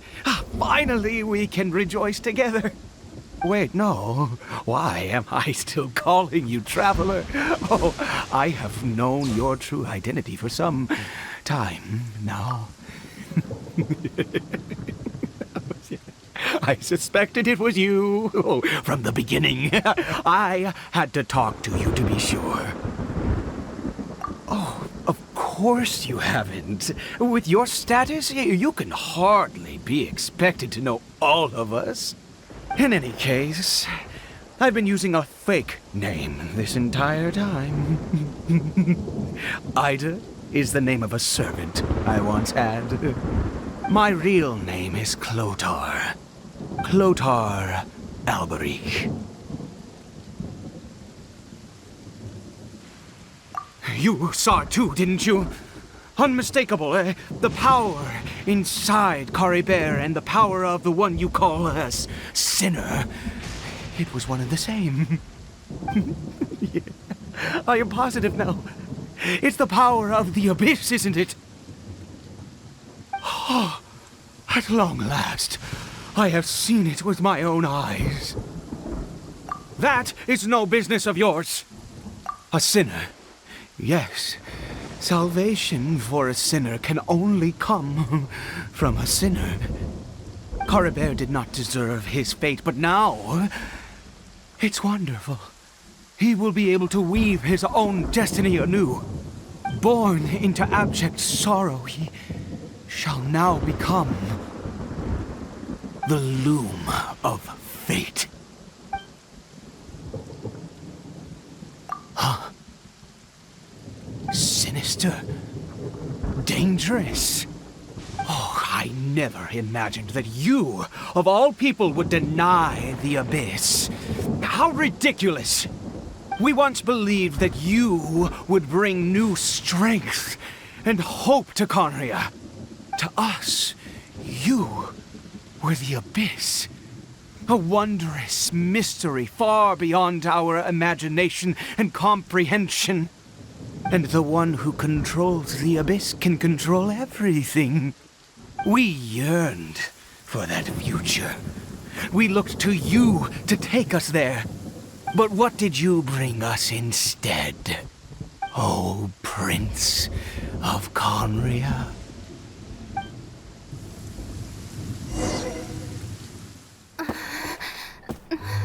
What did he just call me?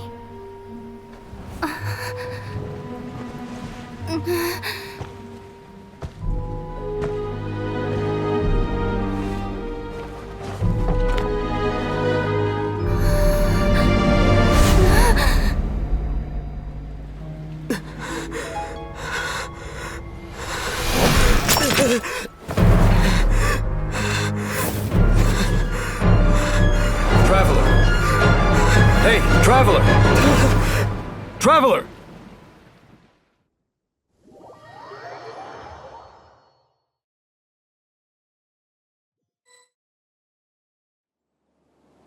You're awake! Oh, thank goodness you're awake!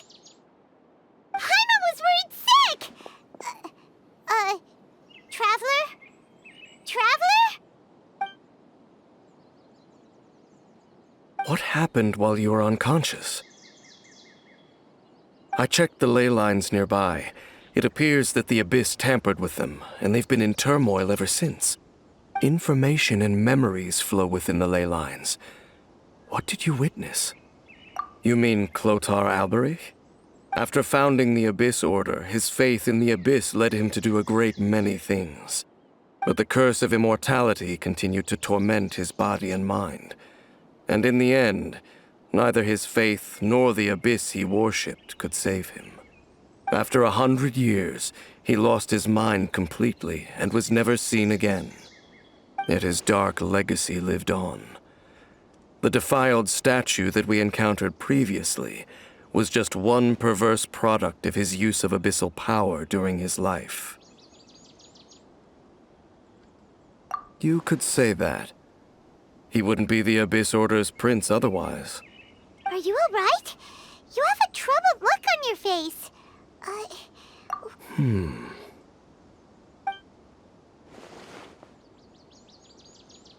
So you saw his memories from centuries ago through your own eyes. It all but defies belief. Still, as I'd suspected, the notion of the Loom of Fate did indeed rear its head during that time. And it seems closely connected to Clotar Alberich's son, Caribert, and what happened to him. And yet your brother never breathed a word of this incident to me.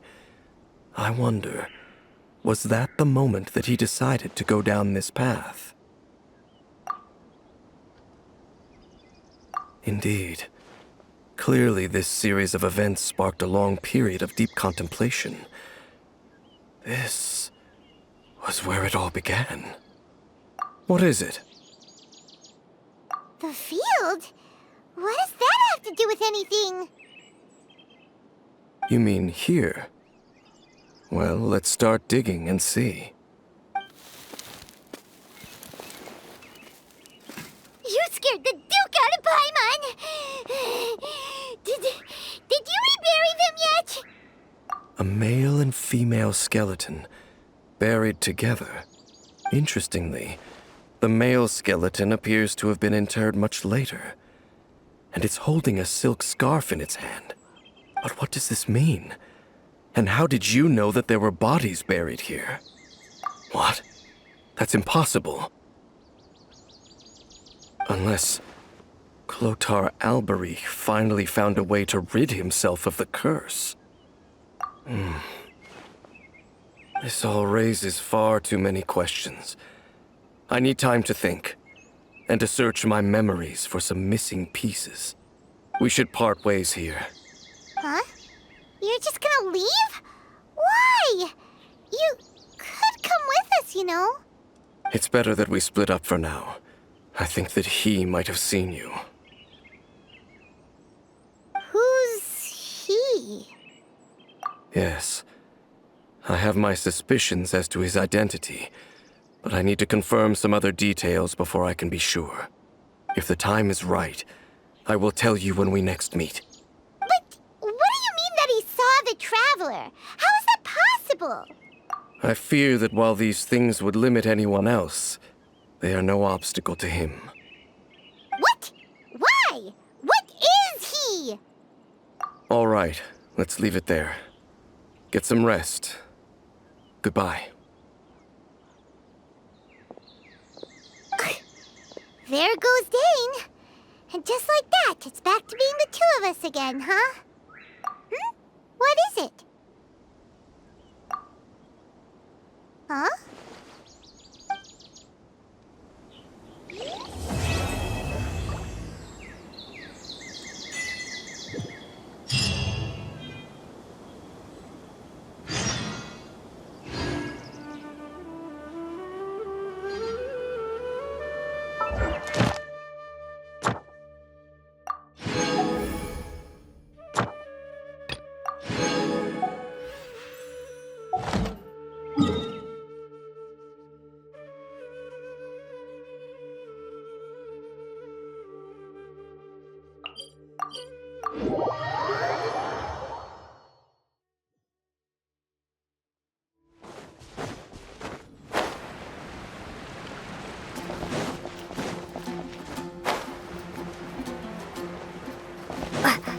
Ad Astra. Thank you for Ad Astra.